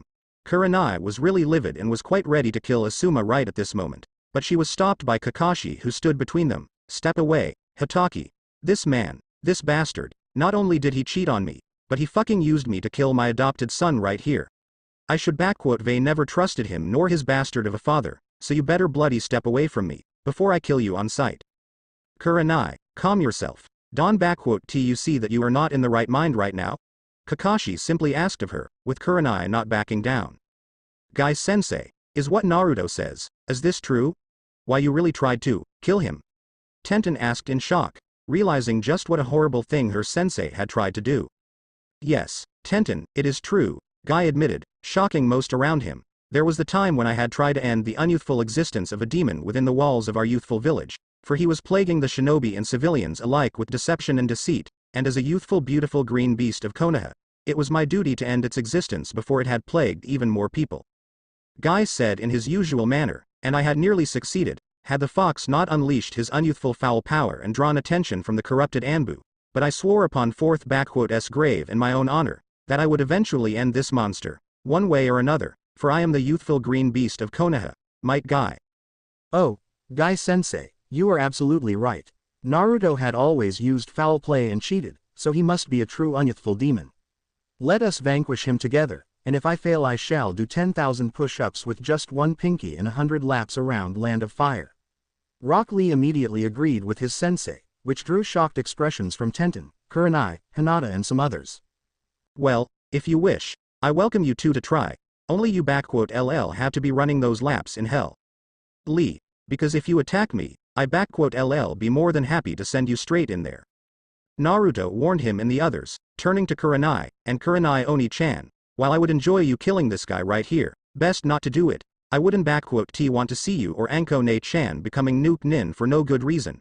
Better if I take his head off, if you do not mind. One be the first Sarutobi I killed, nor a first Konoha shinobi. Naruto let out a dry chuckle, seeing the shock and a bit of fear in the eyes of his former comrades. Naruto, had I not known you, I would They assumed you were threatening us here. Kakashi suddenly spoke up to him. You know that making such baseless threats is really showing off your unintelligence, right? After all, even if you had left the village, no true Konoha shinobi would kill his own kind, even if he was under a different name, and I know that you are not a murderer, Naruto. And who said anything about it being baseless threats, Hatake? Naruto asked him with a deadpan voice. I have been banished, all of my property and money stolen because of false charges, the people I thought were friends turned on me in a blink of an eye, not to mention that I received more injuries and been closer to death within Konoha more times than I was out in the field, and did I mention how my mind was altered just so I could stay docile, dumb knucklehead? By all accounts and means, I got more reasons to wish death upon Konoha than Madara and 3rd Tsuchikage combined. And as for that last part of yours, 3 years ago. On borders between Land of Wind and Land of Stone, a group of Konoha shinobi numbering 27 Chunin and Jonin had been tasked with intercepting Kazekage and his escort, preventing the talks between him and Tsuchikage from happening. The orders were to either stall, or to kill on sight. Nobody returned, and 5 days later, their bodies were brought back on a cart by a villager from Land of Rivers, whom I paid good money to get their bodies back to their families, along with a warning, remember? Naruto let out a small smirk at a sight of shock coming over most of the shinobi out here, who realized that he was the man behind the infamous River S massacre, one of the worst recent defeats of Konoha, when all participating shinobi were brought back, all dead, brutally murdered, and some barely even recognizable. It was assumed at first that this was the work of Akatsuki, someone like Itachi Uchiha, or it was a team of Kiri Anbu, but, to hear that Naruto Uzumaki, who had always sprouted around that he was going to become a Hokage and was considered to be the dead last of their generation, had actually gone and killed all of them, his fellow village shinobi, in cold blood and without mercy, it was a hard pill to swallow, and many couldn't even believe it to be true. Dobi, do you expect us here to believe you? It is common knowledge that it was my brother who had killed them back there, having taken a contract from Kazekage, Sasuke retorted to Naruto. You may look different, but you are nothing more but a dead last, whom you always be, no matter what. Yeah, Sasuke-kun is right. You are just an annoying little pest that can compete with real shinobi like us here. You probably just changed your looks so that you can look cooler and try to get me to fall for you, but it won't work. Sakura shouted at Naruto, who looked at her with a "are you shitting me" look. Good Kami, was I really that dumb to have a crush on? Oh. Right, I was that dumb, Naruto mentally sighed before speaking up. Sakura, I don't know what has given you that idea. But let me assure you of something, I traveled all over the elemental nations for over 7 years and have seen many beautiful women and girls, and compared to them, you are like those frogs Kasama-sanin here fantasizes about in his sleep, and as for the change in looks, I have an S-rank nuke nin organization after my head, plus you Konoha idiots wouldn't let me live in peace, not to bloody mention me holding a Kyuubi inside me, so I needed to make a couple of changes, in order to survive and not become a prime target for all world to take. So, those reports from Gaara, Temari and Kankuro about your death at the hands of Suna S nuke nins were false. But they brought back your corpse, Lady Tsunade and Shizune personally have examined it and confirmed it was you. Shikamaru stated to Naruto in shock, who merely smirked, we had mourned your death, Naruto, we buried your body and Konoha had the biggest celebration since its founding, which lasted for 2 days without end. I hear, Naruto added up, as for that corpse, you would be bloody surprised what a dead blonde genin of my age, a skilled Iryo nin and a special seal can be used for. Gaara was more than happy to provide for the first 2, while the last I done on my own. What better way to disappear than to die? And after that, it was only a matter of dyeing my hair black, since it s the most common color on the planet for hair, changing the hairdo, and getting rid of whiskers through a very precise and a little bit discomforting operation, but damn if it was worth it. What a drag, you clever bastard, to think that Choji and I were crying over a fake corpse. Do you even know how bloody painful it was for us all? Hinata, Kurenai-sensei, Anko, your mother you broken so many hearts with that stunt. Hell, Lady Tsunade and Shizune were openly crying over that damn coffin during the procession. Have you thought about what it would do to us? Shikamaru screamed at him. We know what we said was wrong on many levels, and we were sorry, but that was just cruel and horrible. Shikamaru, just because you, Choji and some others among you realized what you done doesn't excuses you, nor grants you forgiveness, Naruto stated coldly. Now, enough about all of this, I am still technically banished from Konoha and can T return, so me going back would be signing up my own death warrant, and according to my punishment, I can T go back under any circumstances, so. Actually, Naruto, the Council of Konoha has withdrawn that punishment from you upon the return of Kushina and Menma back in Konoha, pardoning you of any and all crimes. Jiraiya chimed in, getting a curious eye from Naruto. Now, given the fact of you still being a son of 4th Hokage, a Jinchuriki of Kyuubi, and a citizen of Konoha, there is no way we can let a prodigal boy like you continue to stray away from his home any longer. Plus, if you come back, then maybe Tsunade'll finally forgive me and I can be allowed in Konoha once more. In other words, I am either coming along with you peacefully, or you and this cavalcade of double standards and nutjobs will take me there by force. Is that it? Naruto wasn't sugarcoating in any way.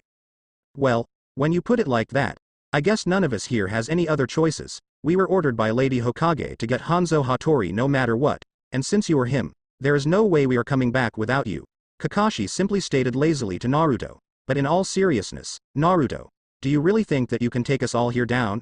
Can you really bring yourself to strike us, your own mother included? Naruto simply blinked at him before turning to Hinata and Kurenai. Hinata-chan, Kurenai Oni-chan, you two have been there for me when I needed it the most. For that, you have my eternal gratitude, Naruto spoke to the truthfully. Because of that, I ask of you to please walk away from here. My quarrel is not with you, but with the rest of them, and should you remain in here, I will not be holding any responsibility for what you may witness. I have no desire to fight you or to harm you in any way, so I ask of you to walk away. Kurenai and Hinata looked at him surprised, before Hinata and Kurenai both nodded to him and decided to follow Naruto's advice, using Shunshin to get out there, shocking the rest of the shinobi here. Hey, what the hell was that? Why do those two get a pass and we don't? Ino shouted at him, and are you really that dumb that you think you can take us all by yourself? Sasuke-kun and all of us here will tear you a new one in no time. Gaki, you really have done it now, Jiraiya said it simply. Minato, I hope you can forgive this idiot of a son of yours. Wherever you are now. Suddenly a large dome appeared right above Naruto, his house and the area surrounding it. Not surprising Naruto, did you think we would let you escape in any way from here? This barrier will not allow anyone to leave this area, no matter how strong, fast or powerful they are. You are now stuck here with us, Naruto. Best if you surrender now, before it becomes ugly. Kasama Sanin, do you think I wasn't counting on this? Naruto asked of him in a dangerously calm way, placing his hand on his left katana and taking out. You think that I am stuck here with you? No, it a complete opposite. Naruto put S on his face guard and readies his katana. It you who are stuck here with me, and with a flash of black and red, the battle starts. It you who are stuck here with me, and with a flash of black and red, Naruto was gone for the spot, immediately drawing out shocked expressions from Kakashi, Jiraiya, Kushina, Shikamaru, Asuma, Guy and Sasuke, with the rest of the group being confused, yet everyone had gotten into a standard formation. Hey, did the dead last just pull a shadow clone on us and leave us hanging? Kiba snarled, sniffing the air in the process. Damn it, I can get his smell from here. Akamaru, do you smell that idiot? The large Ninken only whined, stating the opposite. Kiba, that move that Naruto just pulled off was definitely not a shadow clone jutsu, Shikamaru stated with knowledge and full seriousness. Jiraiya-sama, Kakashi-sensei, correct me if I am wrong, but wasn't that 4th Hokage as Hiraishin? A space and time fuinjutsu, allowing for an instant teleportation from one spot to another? Yeah, that certainly looked like Hiraishin to me, Jiraiya agreed, carefully analyzing the environment around him with the rest of the shinobi here. That definitely looked like Minato signature flying Raijin, but I doubt that Naruto could learn that from anywhere. Hell, the only existing scroll on Hiraishin and written by Minato is in Konoha, with Menma, who still can even get the formula right, and he is a genius, when compared to Naruto. No, the Gaki must be just playing with us here, trying to even up the chances through some cheeky little pranks. Yeah, I agree with you, Jiraiya-sama, I remember during my time training Naruto, that he had an abysmal control over his chakra, at best. Minato-sensei had told me that Hiraishin requires a precise control over one chakra, as well as a clear and clean vision of where to teleport and where the marker is placed. Otherwise one will not succeed in transporting himself, and Naruto was never one to fully focus his attention on anything for at least 10 minutes or so, Kakashi stated with confidence. but still lifted up his headband and revealed his own Sharingan. But, if Naruto wishes to play this game, we might just humor him and take him down a couple of pegs along the lines, 7 years or not. I doubt that Naruto had changed much. I would not be so sure. Naruto has spent a very long time away from Konoha and has made himself a reputation as Hanzo Hattori, one of the most skilled and powerful Ronin of this generation and era. It is only logical to assume that Naruto that we knew was nothing when compared to today S version we are to face now. Shino spoke calmly, but still hiding a good amount of fear in his mind at facing an S rank head-on, taking into consideration the reputation that Naruto has garnered himself over the years, confirmed feats, kills and combat information from various sources. I believe our best course of actions would be to tactically retreat or try to reason with him diplomatically. Shino, are you really that afraid of Naruto? See Mon. S the dead last of our class, the Kyuubi cheater and the #1 idiot of our village. Trust me. I been in the same team as he and trust me when I say this. He has nothing on me. Kakashi-sensei, and especially Sasuke-kun, Sakura arrogantly stated, ignorant of lack of logic in her statement. Hell, Sasuke-kun had nearly killed him had Naruto Baka not cheated and pulled a Kyuubi on Sasuke-kun. When Naruto had tried to kill Sasuke-kun in cold blood, heck, the only reason why he is still alive is probably because of damn luck and Kyuubi, otherwise he should very long kick the bucket. Kushina gritted her teeth at hearing the pink-haired Kunoichi say such mean things about her firstborn son. She wished she could reprimanded this disgrace of a shinobi. But then she remembered that she was no better than her until she had returned to Konoha with her Menma 7 years ago.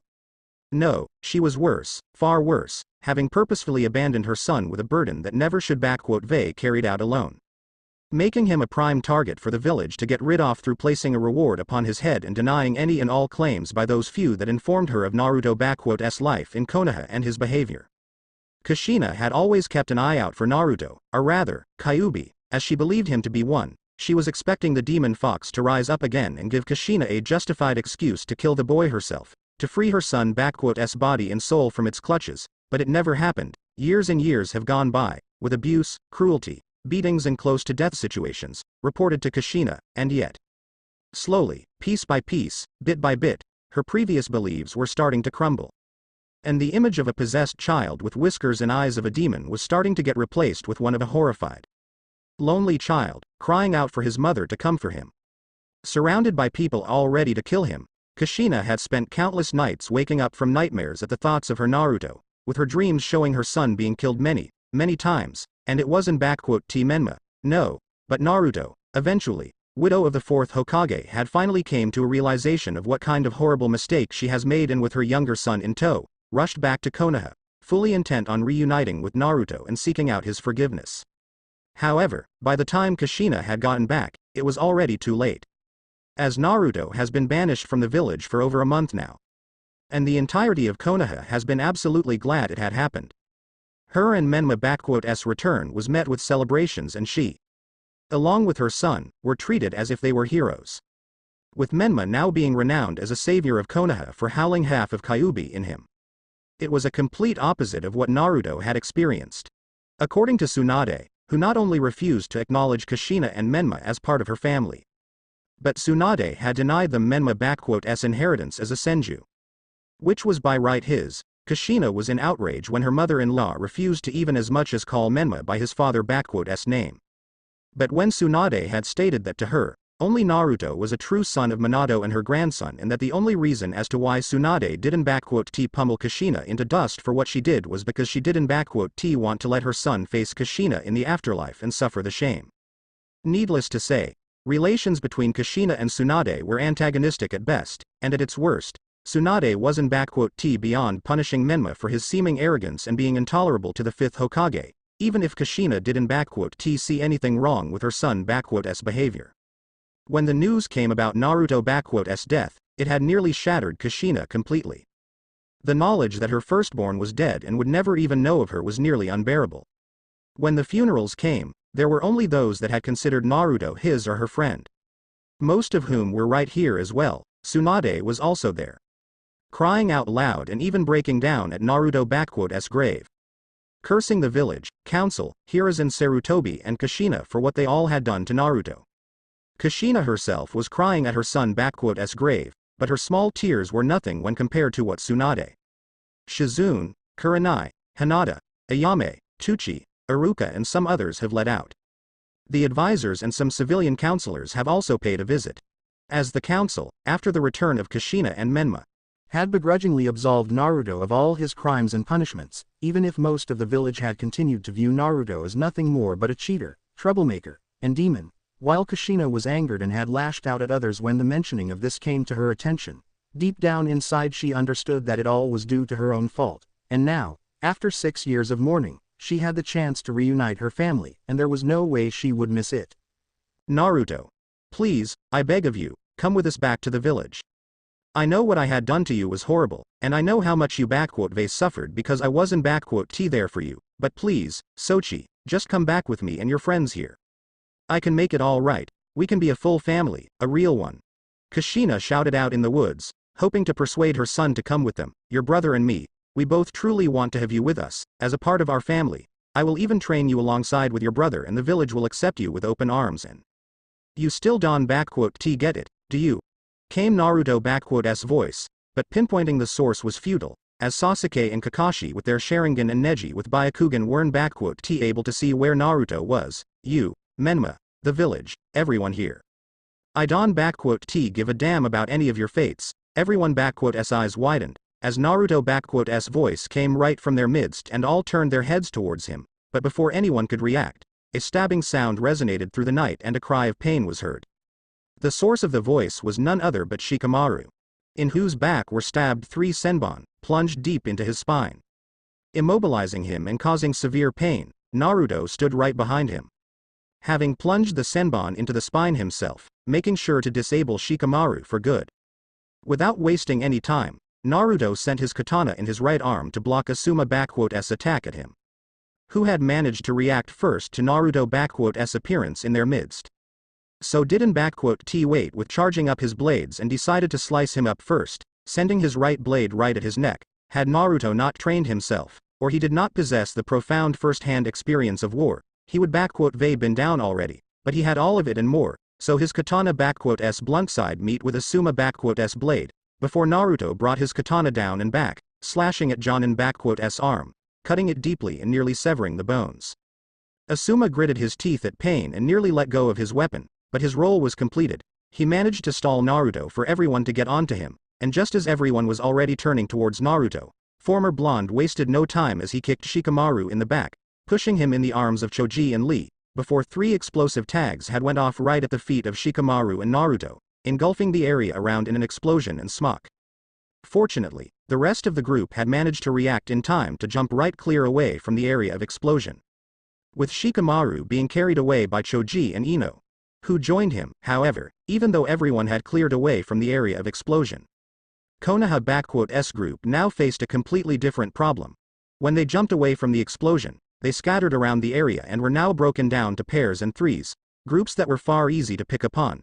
Most of them understood this, and were already thinking about getting back together, but that is when their luck had once again ran out, as thick, layered with chakra, fog settled in within the barrier, obscuring the vision, smell and even hearing. Water style. Megan Kirigakure no Jutsu, Naruto mentally said as his personal variant of hidden mist jutsu settled in, as he sat on a tree branch and watched as Konoha*s group was split and stuck together with those that they saw closest to them at the moment. Now, time to pick them apart, Naruto thought to himself, as he made his signature hand seal, before he and his clones disappeared in flashes of red and black. Careful, Choji sat him down more carefully. Ino commanded to her teammate, who sat Shikamaru down, while his injured comrade was shaking slightly, with 3 senbon right in his back. Okay, give me some space. I *LL try and see what Naruto had done to Shika here. Ino, who much like Sakura, had went through medical ninja courses back in Konoha, went immediately Shikamaru to examine him, before her eyes widened in shock. This is bad, really bad. Ino, what is it? What did Naruto do with Shika? Choji asked of Ino, worried for his best friend. These senbon, Naruto didn't *t just injure Shikamaru, but he plunged those senbon right in between Shikamaru*s vertebrae. With a surgeon *s precision no less, Ino stated to Choji, who paled instantly, right now, Shikamaru is paralyzed and can *t move or react to anything, as his nervous system just went into a shock, For as long as those senbon are in his back, he won't be able to come to his senses, but if I try to remove them on my own, I can end up crippling Shikamaru completely. One wrong move of those senbon and your best mind will not be able to move even a muscle. Ino and Choji widened their eyes, as they looked upwards, seeing Naruto sitting right above them. Taken a couple of lessons on human physiology and pressure points whilst I was in Kiri, must say, their Anbu, Iryo nins and Hunter nins really do know their stuff, and their acupuncture is one hell of a stress reliever, a real life savior when you have stiffness all over your body. Naruto. How could you do something like that to Shika? Why you could paralyzed him for life or worse, kill him. Choji shouted at Naruto, who didn't even move a muscle. Look, I know what Shika, me and others have said was bad, and we are all really sorry for it, buddy. But that is not the reason to be so hostile towards us. Why don't you just come with us back in village? And I ask my mom to treat you to something really tasty, like the old good times? Just help Shikamaru here and we can all go home together. From that one, Choji and Ino heard a distinct chuckle coming from Naruto, a dark one, before he spoke up. Choji, you were always a jovial buffoon, a good, kind one. But a buffoon nonetheless, always going along with the crowd and letting your stomach does all the thinking before your head.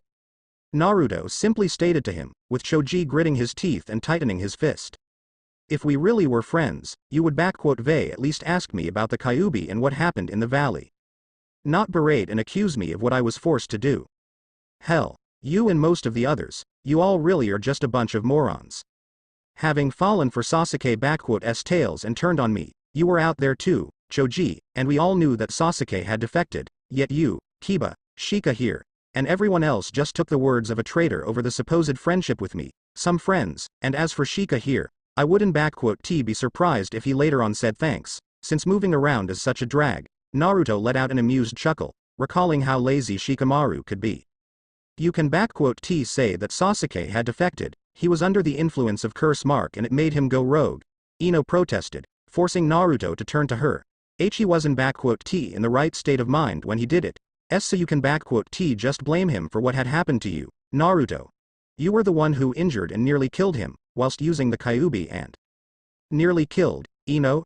Naruto asked of her again with a risen brow. Ino, have you, or anyone else, took your time and looked at me when I was in hospital?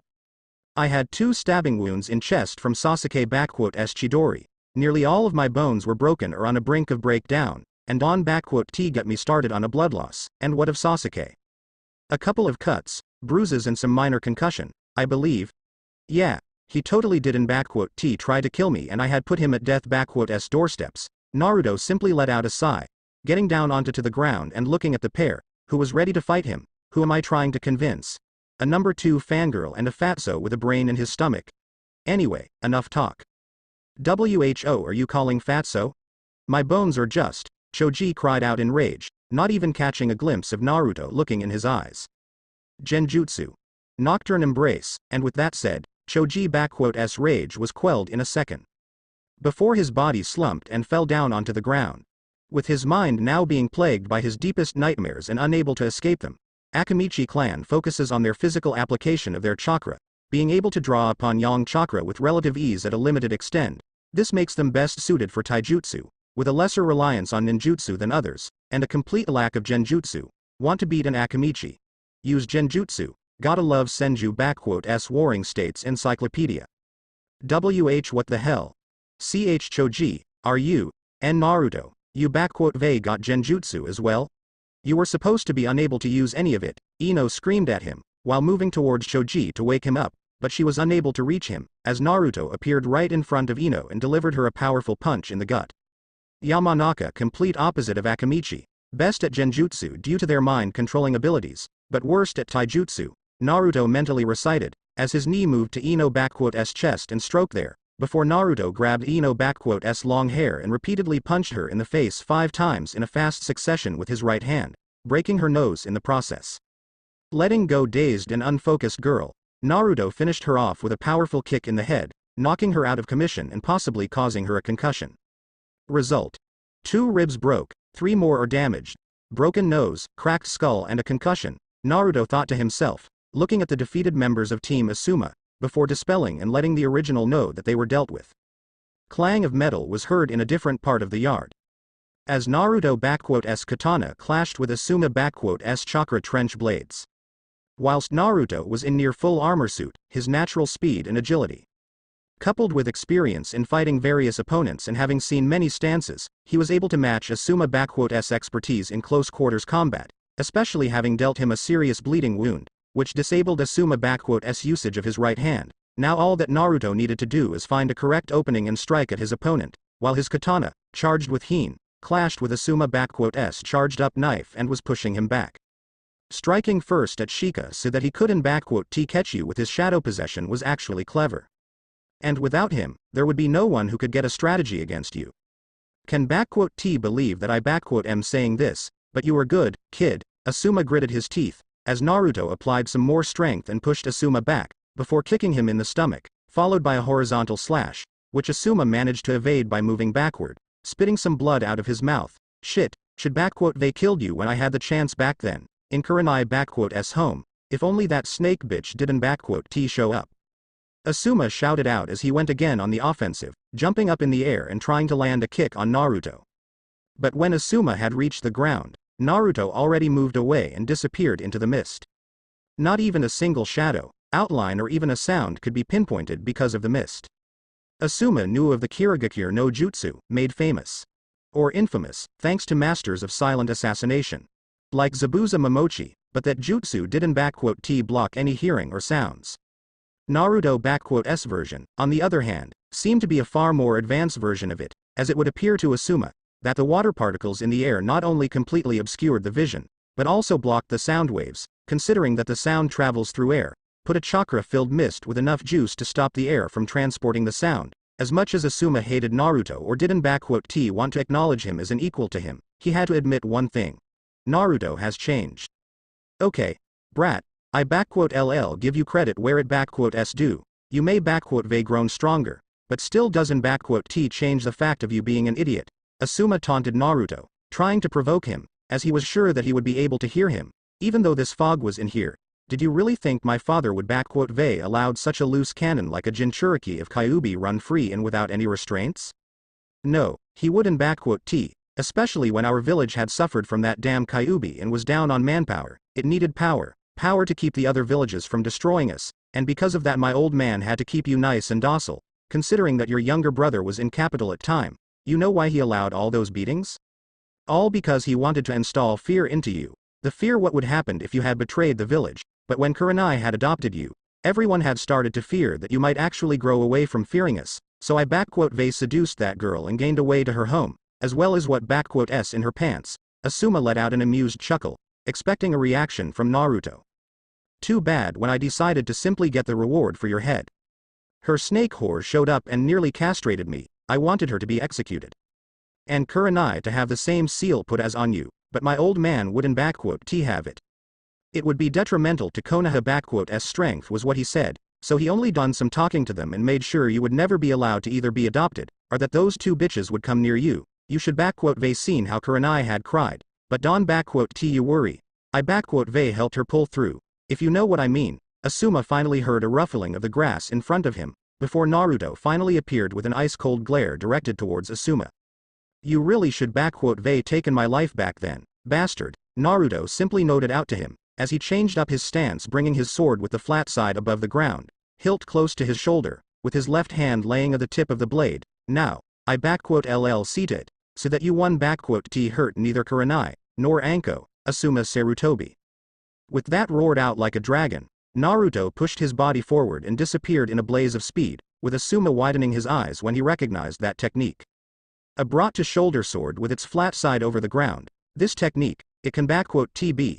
Asuma had hurried to ready himself for the defense, but ended up missing his opportunity, as a slash came at him, a wound trail going from his right side of torso and diagonally traveling to his left shoulder. Hirazuki. Gato Tsuashiki, Naruto simply stated, as Asuma dropped his weapon and slumped down on his knees, bleeding profusely, while the former blonde turned to face him. When I was participating in Mizu Civil War, I had taken lessons from Ieyasu personal guards. Shinsengumi, specifically from one man known as Wolf of Nibu, wouldn't say I fully mastered his techniques and style, but at the very least, I would say I can hold my own in a sword fight with it. Naruto stood right in front of Asuma, who looked up in his eyes, with Naruto bringing his sword up with both of his hands, seeing fear in Asuma*'s eyes instantly, such fear and dread, and this is supposed to be one of the best 12 guardian shinobi? You are almost too pathetic to kill, almost. Asuma widened his eyes, as Naruto brought down his blade upon Asuma, slashing it diagonally down, cutting up his face, left eye, nose and cheek, with the blood starting to gush down onto the ground from a new wound, as Asuma**'s body hit the dirt and blood started pouring down onto the grass. If you are dead, tell Hiruzen that we are even now, and if not, you make one move towards any of my friends and family, I***ll cut your head clean off, and with that said, Naruto***'s clone dispelled himself, letting the original know what had transpired with Asuma. Shino***'s bugs were spread around him, trying to gain an evaluation of the situation and failing, he was logically at a disadvantage, understanding that Naruto he once knew of had changed, completely and utterly. The reputation that he has garnered as Hanzo Hattori spoke volumes of that, as Shino mentally recalled the bingo book entry for Hanzo Hattori. Name: Hanzo Hattori, age: between 20 and 27, village: unknown. Status: Ronin, mercenary, former, possibly current commander of Tokugawa Assassination Anbu Unit. Shinobi rank: unknown, possibly Jonin, rank: S rank. Combat information: known as second Kirigakure no Oni in Kage no Shi. Hanzo is a master of silent assassinations and CQC. But there is very limited confirmed information on specifics of his styles. Techniques and jutsu: what is known is that he possesses 3 elemental natures, wind, water, fire, but unconfirmed reports state he has lightning and earth. Along with yin and yang releases as well, avid user of genjutsu, possible a master level, as well as user of swords, listed as one of top 5 best swordsmen in Mizu no Kuni, uses advanced tactics and strategies in battle, capable of deciphering and countering battle strategies in the middle of a battle. Level of taijutsu is unknown, level of ninjutsu is kage, presumably, possibly possesses a very high level of mastery of fuinjutsu. Feats: killed 561 soldier, including a 150 shinobi of Chunin and Jonin ranks, during the Battle of Mikatagahara in 4 hours time span. Killed 4th Mizuka Jigura Karatachi while in tailed beast mode. Killed Han Jinchuriki of 5 tails from Iwagakure while in tailed beast mode. Destroyed the temple on Mount Hien through a fire jutsu, destroying 1/10 of Oda army stationed there. Killed Oda Nobunaga, demon king of 6th heaven and user of Miton. Destroyed Tenko Castle with over 1,000 men inside its walls through unknown fire jutsu. Slaughtered the bloodline faction of Kumo, fought and forced to retreat Kisame Hoshigaki, unconfirmed. Rewards: 77 million recommendations. Flee on sight. After what Shino has read, as well as heard of Mizu***'s civil war and how it was more brutal and horrifying than all of Shinobi World Wars combined, the bug user of Konoha was finding far more logical to withdraw from the place, as it seemed like Naruto was more than ready to deal with all of them. So, Shino, what shall it be? Shino turned around and looked at Naruto, who was standing just 7 feet away from him, ready and waiting for him. You are probably the smartest of the group here, and you were one of the few who didn't ostracize me back in Konoha when I returned. It would been illogical and careless to trust the words of an unstable shinobi turned traitor like Sasuke over the words of a proven trustworthy and loyal ninja like you, Naruto. Shino explained himself to him, with Naruto chuckling at this one. It was obvious that your skills, abilities and jutsu were the product of not Kyuubi's influence of you, not completely, but of your personal trainings and determination. My clan and father understood that as well, but others seem to have let their emotions and ignorance take a hold of them. I apologize for their illogical and irrational decision to banish you. Don be sorry. Shino, I had 7 years to think it over, and I knew that some clans wouldn't support this decision, either to keep a Jinchuriki like me in Konoha, or simply because of simple kindness, though I almost didn't believe in it at a time, Naruto admitted to Shino, so, who aside from Aburame clan, had voted against banishing me. Clan Hyuga. Lord Hiashi was quite passionate about how the village has been treating you with injustice. Naruto was honestly surprised at this one, before recalling his past and seeing the reasoning behind such actions. Apparently, you had in the past, aided him or Clan Hyuga in general, in some way. Also, he also had asked to take you under his wing, but was refused by the council. I remember, didn't think that Lord Hiashi would be so grateful to me, even though it was nothing for me to do, Naruto uttered, more for himself than for Shino, before turning his full attention to Shino. Shino, what s it going to be? Stand down, and I LL let you out of here, stay and fight. Then I LL have to apologize to Kurenai Oni-chan for hurting, and believe, I can and I will hurt you badly. Somehow, I incline to believe that statement, Shino said to Naruto, as he brought back his bugs. Very well. I LL stand down. However, are you certain you can break this barrier, especially considering that you are only a clone of real Naruto? The clone smirked at this one. Clever as always, Shino, the Crescent Dome barrier is a fine level 7 Fuinjutsu technique, no argument about it, but the other clones are already at work rewriting it to my needs. They shall be finished in a few moments by now, so I can safely escort you out of the combat zone, if you want to, Naruto S clone stated to him, with Shino nodding to him. Lead the way then, Shino said to the clone, who took the lead. By the way, there is something important you may want to hear. This mission, it wasn't T sanctioned by Lady Hokage, but by the council S body, without her permission or knowledge. In fact, I believe that by now, she must already be aware of this. I Vei figured as much myself, but thank you for this information, Shino, Naruto S clone told to Shino with a small smile, while mentally already thinking, that explains why Ka-chan had suddenly went back on our agreement. That damn council, what in blazes did Tobarama Gigi thought about when he installed it? Was he drunk, or did he lose a bet like Hashirama Gigi? Anyway, I imagine Ka-chan is either destroying the council, or she and her honor guard with Shizune are already on their way here. Well, she knows our deal, so I am fully in my rights to deal with them all as I see fit. Alright team. We have managed to find our way to each other through our power of youth, with one of our youthful and courageous comrades here as well. Now, let us find the others and deal with this unyouthful demon known as Naruto. Might Guy shouted out, with Lee supporting him all the way through, while Tenten and Kiba shook their heads, whilst Neji was trying his hardest to see through the fog with his Byakugan, only getting a headache and sore eyes in the process. Now, Neji, tell us, where are all our other youthful companions? I can see anything through this damn fog, Neji said with a strained voice, as he deactivated his eyes, letting breaths of relief. This mist is filled with such strong and dense chakra, that it s like I'm looking at a sea of constantly shifting chakra. Whatever jutsu Naruto is using here, it not only blocks the vision and sound, but also is strongly effective against my Byakugan. We must count ourselves fortunate that we found each other in this mist. So wait, if neither your Byakugan, nor my and Akamaru s senses can find the others, how the hell will we be able to get to the others, or find that Dobi? Kiba shouted out. Damn it, can T believe that the dead last actually learned something? It s probably just his fox helping him. Yes, for it is common fact that Naruto requires the Kyuubi s chakra to be strong, and that is what makes him so unyouthful. Rock Lee supported this claim, with Neji shaking his head at this. No, this field is fully made of Naruto s own chakra. Neji retorted at this one, surprising everyone. But, to be able to make such strong mist and with such abilities, he must come a very long way as a shinobi, and if his reputation is anything to go by, we may be facing an enemy more dangerous than Itachi Uchiha and more powerful than Lady Hokage herself. Perhaps, we may better. Neji had wanted to continue his speech, but he was suddenly silenced, as his body fell down onto the ground, a senbon sticking out of his neck. Neji.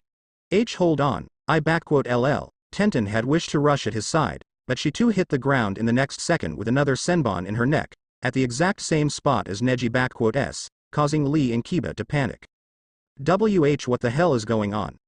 How come Neji and Tenten are down in one shot like that? Kiba shouted out. Those senbons, they are probably laced with some kind of paralytic poison, designed to shut down the nervous system upon contact. Such poisons and senbons are used most frequently and unyouthfully by Kiri s Anbu Black Ops, especially by their assassination units and Undertaker squad. Guy explained to them what had happened to Neji and Tenten, carefully looking around, and Naruto, being an unyouthful demon that he is, probably has picked up on such low techniques, whilst he was in Mizu. But do not worry, my fellow shinobi, for we have on our side the power of springtime youth. Guy shouted in full force, almost deafening everyone. Huh. I doubt it will be enough for you three here, came a sudden comment, startling everyone, before a sound of metal piercing flesh and bones was heard, forcing everyone to turn to its source, causing the men to pale at the sight, with Kiba nearly losing his mind.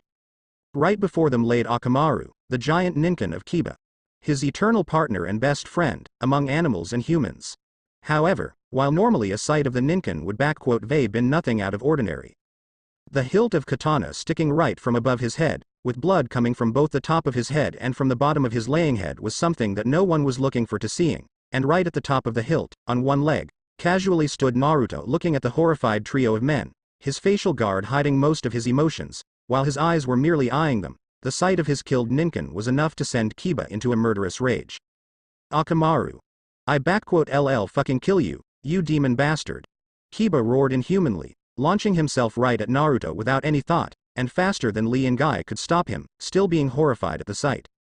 However, had Kiba not been in such crazed rage and had learned to think with his head, or at least was more observant, he would vey seen that Naruto already had his second sword pulled out in his left hand. When Kiba had reached Naruto, the black-armored Ronin seemingly disappeared into a thick mist, leaving the top of the hilt. Before Kiba could sniff him out or hear him, a shadow descended upon him from above him, and in the next second, the shadow reached the ground. Just as Kiba had managed to look upwards, a shining thin trail was followed down to his body. A blade red with freshly spilled blood flashed upon the grass. Hana sends her regards, Kinslayer, Naruto whispered to Kiba, as his eyes widened, before blood splashed from a wound, beginning at the left side of his chest and ending at the right side of his hip, with the Inuzuka dropping dead upon the grass and joining his companion in afterlife purgatory.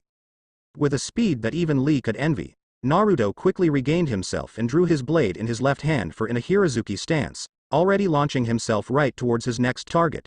Guy had managed to regain himself and used all of his speed to try and intercept Naruto. Sever Leaf Hurricane, he shouted out, as he tried to kick Naruto's face while he was in thrust. However, all that Guy had managed to hit was thin air.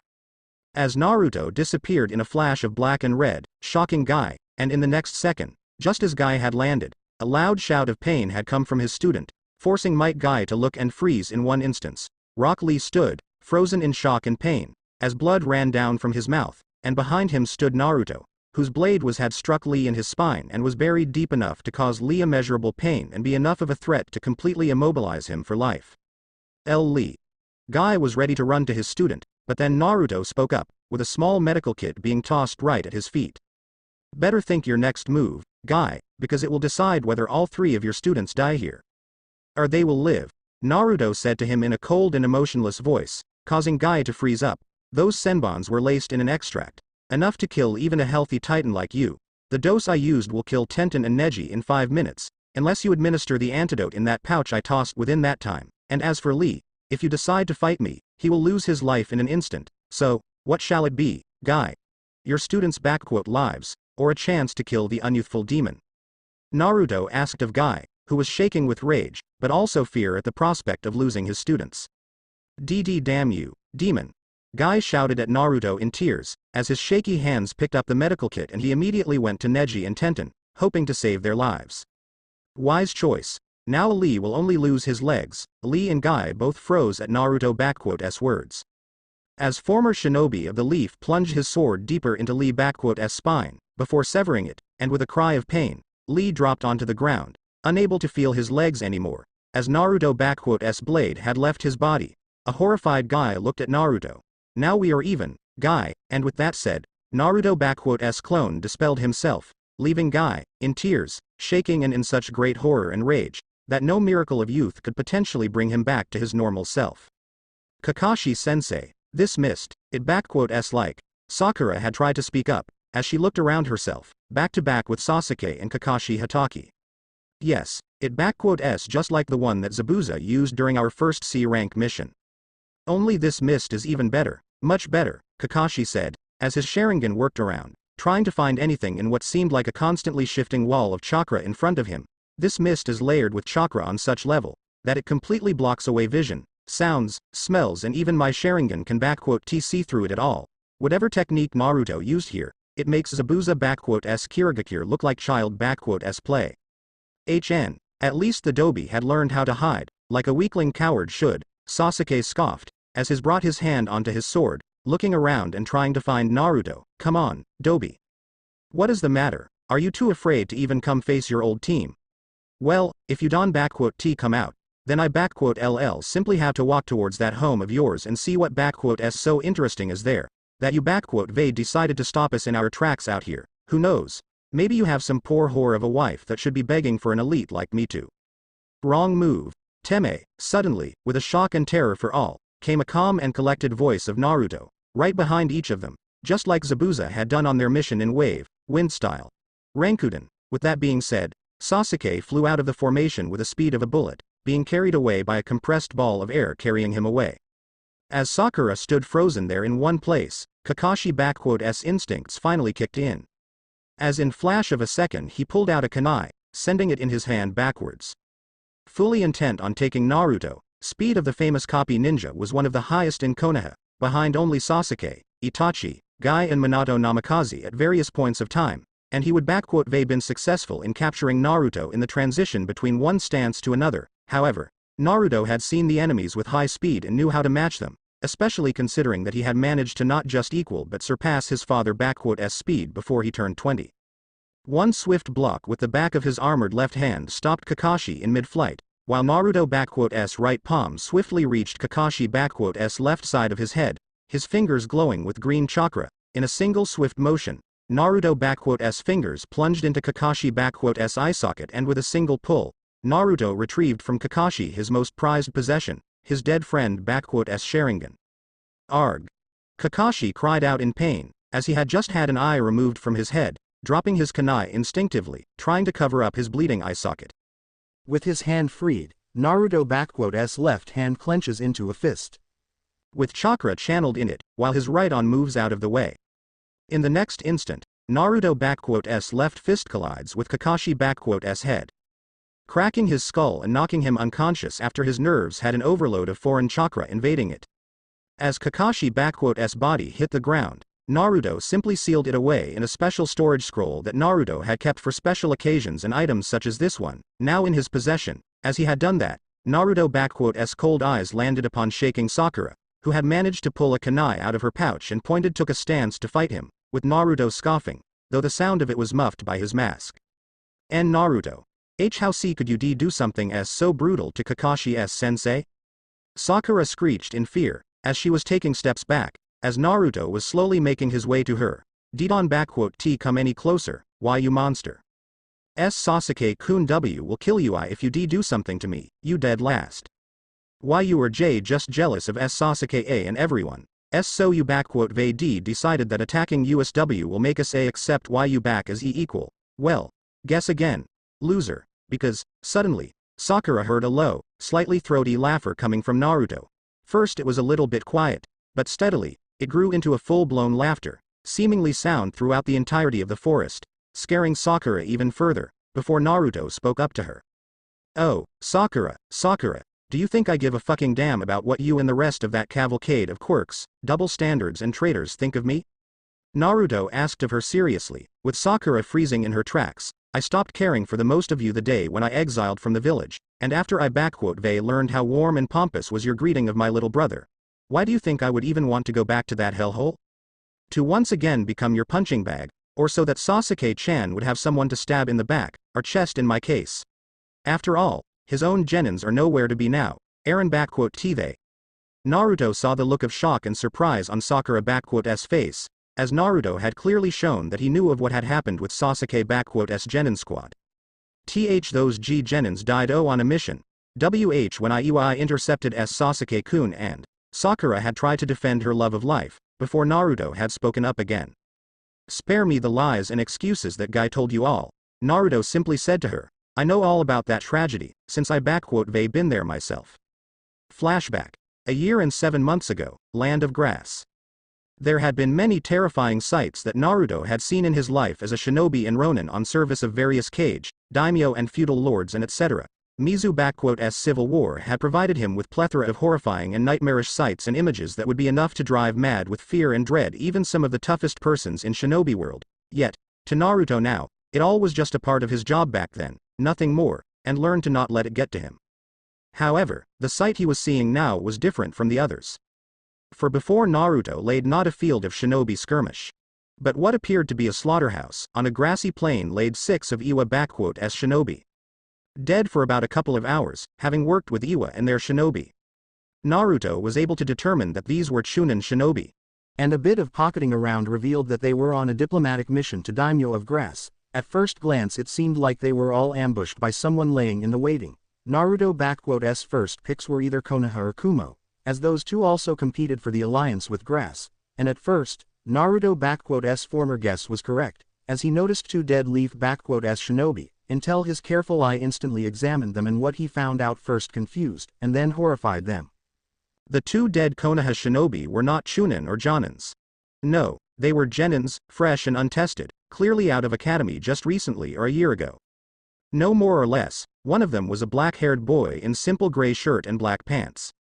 A civilian most likely, while the other was a girl with lavender short hair, pale eyes, dressed in a beige dress, black shorts and sandals, along with a curse mark hidden underneath her headband, showing her as a member of Hyuga branch family. They had backpacks on them with provisions, cloths and more. All signs of a C-rank mission out of Land of Fire. However, what got to Naruto wasn't the fact that they were dead, but the character of their wounds. The Iwa***s shinobi were killed with brutality, stabbing wounds. Burns and blackened skin, as well as distinct smell of ozone indicated the usages of sword, fire style and lightning style on them. Naruto***s mind quickly came up with possible candidates on who could it be. Kakashi Hatake, known user of both elements and sword, but he no longer used one, and Sasuke Uchiha, a now Jonin of Konoha, known for using sword, fire and lightning, along with being merciless and brutal to enemies, having kept an eye out for potentially dangerous shinobi.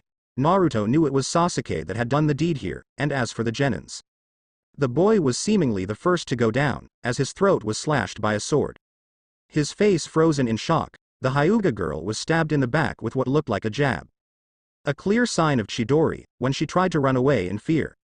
Laying on the grass face first, however, there were still no solid proof that it was who Naruto thought it was, until his trained ears hadn't picked up a coughing sound. Rushing towards it at his full speed, Naruto ran underneath the closest tree in the field, where he found a young girl with light brown hair with green eyes, dressed in a simple dark green shirt and black pants, laying down, with a hand covering a large slashed wound on her stomach. Without any warning, Naruto went to her, speaking up to her. Don't worry, I'm not going to hurt. He calmed the paled girl down, carefully moving her hand away from the wound and placing his own hand onto it, beginning to use the medical ninjutsu on her. It's going to be okay. I promise. I may not be on level of your Hokage, but such wounds are nothing new to me, so you be safe in a few minutes. Thank you, mister, she spoke up with a weak voice, with Naruto answering her. Hanzo, Hattori Hanzo, Naruto answered to her with a calm and soothing voice, applying his Iryo ninjutsu to heal her internal organs and start the regeneration of tissues. Whoever did this was clearly trying to kill you, and he nearly did it. You must be very determined and strong to have lived. What's your name, girl? Makoto. Makoto Sarutobi. Makoto introduced herself, with Naruto looking carefully at her. I am from Konoha. My team. A or T they. I am sorry, Miko-chan, but they are gone. Naruto could see that the girl didn't even have the strength to cry, having lost a great amount of blood. Miko-chan, I know this is very hard for you, but I examined the battlefield and I know that it wasn't the Iwa shinobi that killed your friends. Can you tell me, who was it, and where is your Jonin sensei? The Iryo ninjutsu was working at deed on the girl, and she was starting to become better and better, as the wound began to heal up completely and color was also returning to her. It was Sasuke sensei. Orj Jonin sensei. Miko said with tears, with Naruto suppressing the growl at the sound of that name. We were on our way to Hidden Grass Village, delivering a message from Hokage. When we came across these shinobi of Iwa. They said they had no quarrel with us, and allowed to pass by without problem. But then Sasuke sensei just killed them all. It was so fast and brutal. Makoto winced from pain a little. Easy there, Miko-chan. Your organs are just starting to work again properly. You only need a lot of rest and some blood transfusion into your system and all will be alright with you, Naruto assured her, as he finally finished with healing. I know this is very hard for you, so let me guess. After he was done with Iwa shinobi, he turned against you, didn't he? Miko merely gave a weak nod to him. Why yes. First he killed Yoshikiri. Then Nana when she tried to run, and then he caught up to me and I don't understand. Why he would do something like that. We were a team for a year now. He trained, cared for us. Helped us all. And then, he only said that it was so that he could gain the true power of his Sharingan.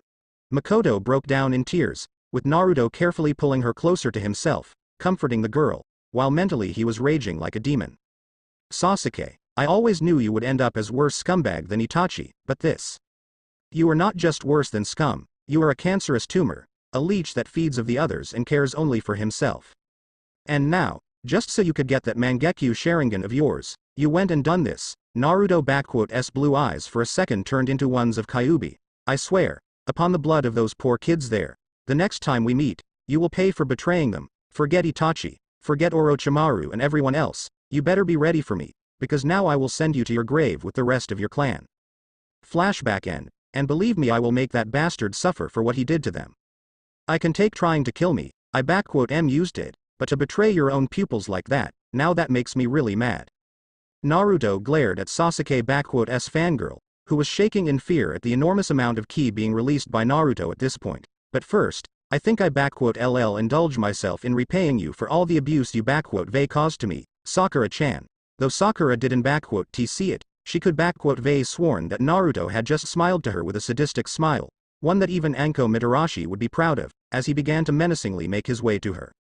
Just as Naruto was about to snatch Sakura by her throat, his trained ear had caught on a distinct sound of birds.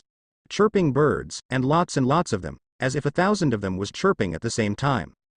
The air catching a distinct odor of ozone, as the sound started to become closer and closer by the second. Recognizing the signs and wasting little to no time, Naruto pulled out one of the most essential and fundamental jutsu in history of shinobi. In the blink of an eye, Naruto used Kawarimi no Jutsu, and in the spot where he stood originally now stood Sakura, whose right shoulder was now pierced by an arm, which served as conduit for Chidori, with its user glaring at Naruto, who stood behind Sakura with a hateful look in his eyes.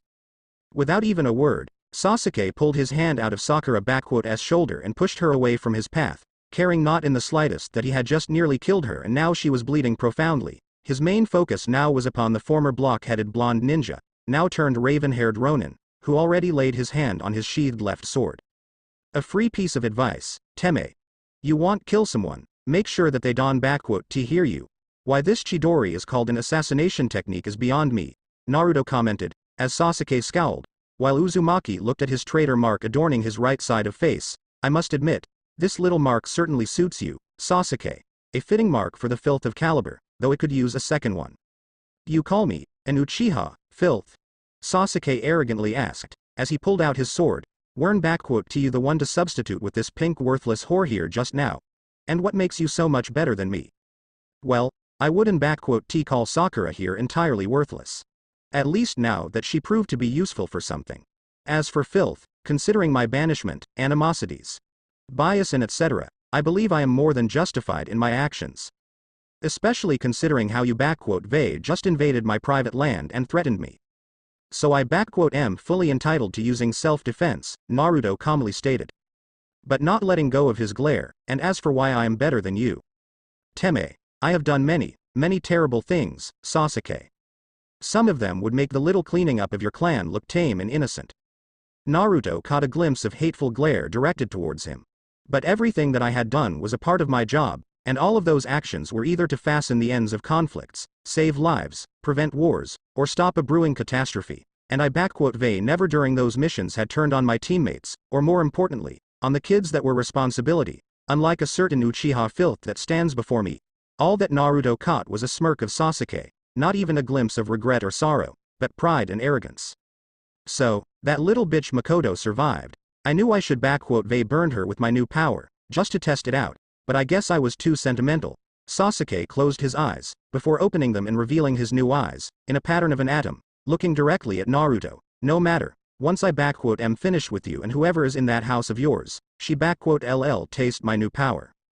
You won get to her. I Vei made sure of that, believe me. Naruto simply stated to Sasuke, nor will you harm anyone in my home or anybody else for that matter. Since I am finishing up what Itachi couldn't do, Naruto blasted off of his spot at his full speed, running towards Sasuke to cut him down. Don even dare to say his name, Dobi. Amaterasu. Sasuke's left eye bled, as he sent towards Naruto his most powerful jutsu, the flames of Amaterasu.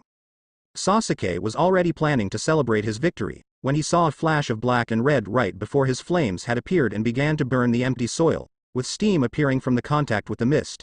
Uchiha Avenger began to frantically look around himself, trying to find where Naruto really was, until his voice came from behind him. So, this is the infamous Amaterasu of Uchiha clan? Have to say. Not so impressive as I had expected it to be. Sasuke turned around and saw Naruto simply standing there with calm posture and same look on his face.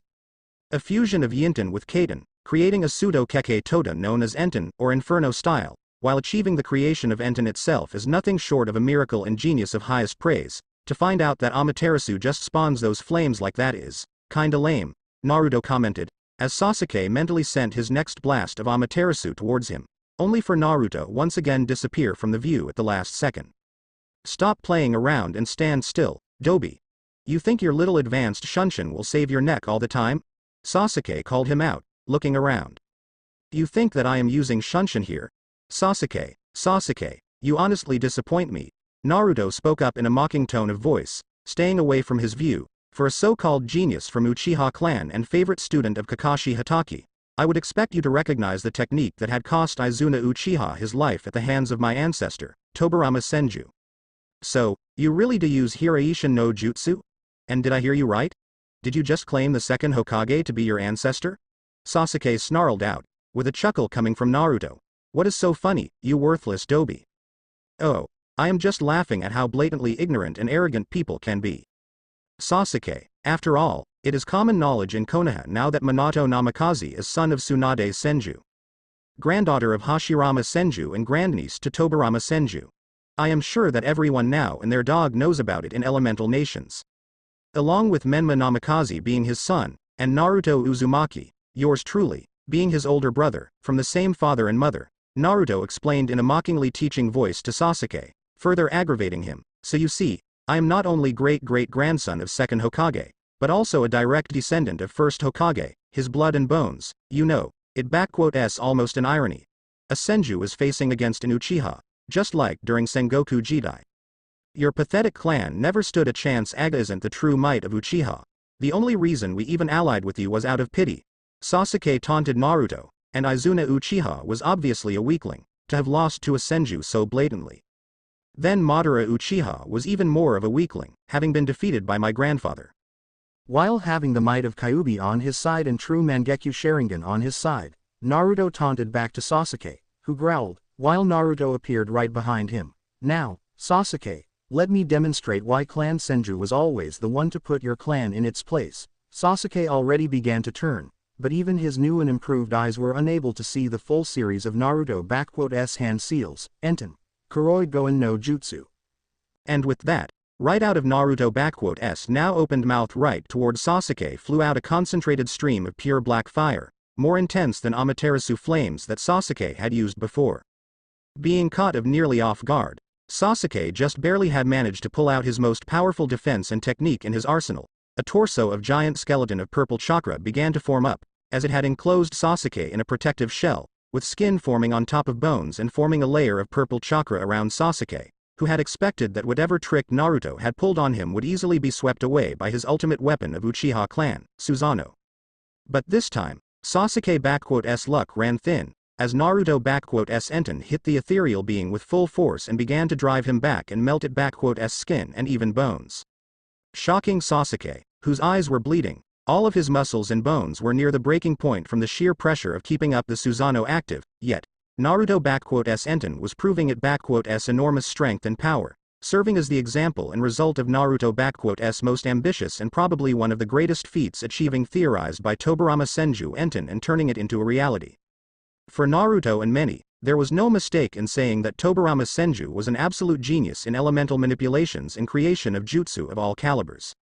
Many now remember him only as Suiten user, but he really was a master of all 5 elements, being the same level as Hiruzen Sarutobi if not higher, and only outmatched by Hashirama Senju and Madara Uchiha. He had created many powerful and feared jutsu, Hiraishin, Edo Tensei, shadow clones and etc., yet his most ambitious project was left unfinished, which found its way to great library of Uzumaki and into hands of Naruto, who took it upon himself to make into reality.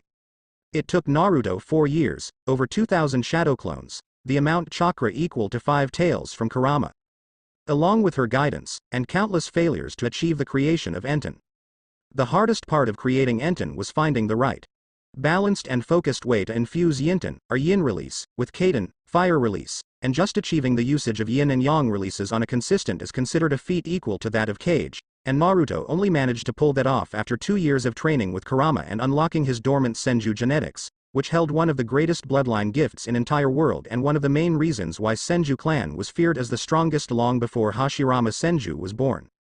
While most of shinobi are able to use up to 2, mostly 4 chakra natures later on in life, there is always the fact of 1 or 2 chakra natures being primary, more powerful, and others being secondary, less powerful. Members of Senju clan were inherently born with ability to use each of 5 elements as primary and could practice all 5 of them, mastering them and creating jutsu for each of them, and Naruto, just like Tsunade, his father, Tobirama and Hashirama, had that bloodline in him, and with the genetics of Senju came the innate usage of Yang style, which was much easier for Naruto to master. Yin style was like a complete opposite for him, but even so, he wouldn't "TB Naruto Uzumaki Senju" had he not gained it too, and after that, it was a trial of tries, failures, calculations and precision.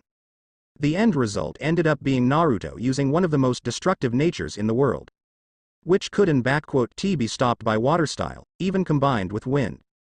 This elemental nature was the one to put an end to Han and his rebels in Tenko Castle, when he had tried to take over Iwa no Kuni, and while Naruto possessed possibly the largest chakra reserves in all of lands, not counting for Biju, Enten was a very costly nature to use. Just the jutsu he uses now on Sasuke had sapped 1/10 of his full power, and this even his most powerful Enten technique. Why did Naruto decide to use it here? He wanted to teach Sasuke Uchiha a lesson, before sending his burning soul out in hell. Sasuke Susanoo wasn't prepared to deal with a more powerful flame than his own Amaterasu and was quickly being destroyed away. Soon enough, Susanoo had started to disappear and the last wave of black flame caught up to Sasuke, blasting him and going through the mist, before going away at the command of Naruto. Needing not for his flames to burn 7 days and nights, but to burn all and everything away, walking toward Sasuke's burned up form, Naruto saw that his Enten had managed to burn away Sasuke's right arm to his elbow, with most of his right side now being covered in 3rd-degree burns, with his right side of face also burned to the point of his eye being destroyed, hair gone and ugly scarred tissue appearing, and even then, despite suffering some of the worst burns a man could experience, Sasuke was still alive, though barely. Apparently, I underestimated the strength of Susanoo's armor. Now I see why even Tobirama feared this technique, Naruto thought to himself, while outwardly smiling at Sasuke in a mocking way. Well, look at the bright side now, Sasuke, with such abominable face. No girl will want to be anywhere near 100 meters of you, safe for Sakura, maybe, Naruto quipped darkly, as he unsheathed his sword and brought it upwards for the final strike, speaking seriously again. But you won live long enough enjoy the freedom from fangirls, goodbye, Sasuke, and with that, Naruto let a scowl take place on his face as he sent the sword down upon kneeling and badly burned and injured Sasuke Uchiha. Sage Arts. Udama Rasengan. Naruto's eyes widened as he looked upwards and saw a big spiraling ball of chakra going down on him, sent upon him by Jiraiya, who had 2 small toads on shoulders, suddenly grew a beard and looked more like Toad than before. This time, Naruto had suffered from receiving the strike by Rasengan.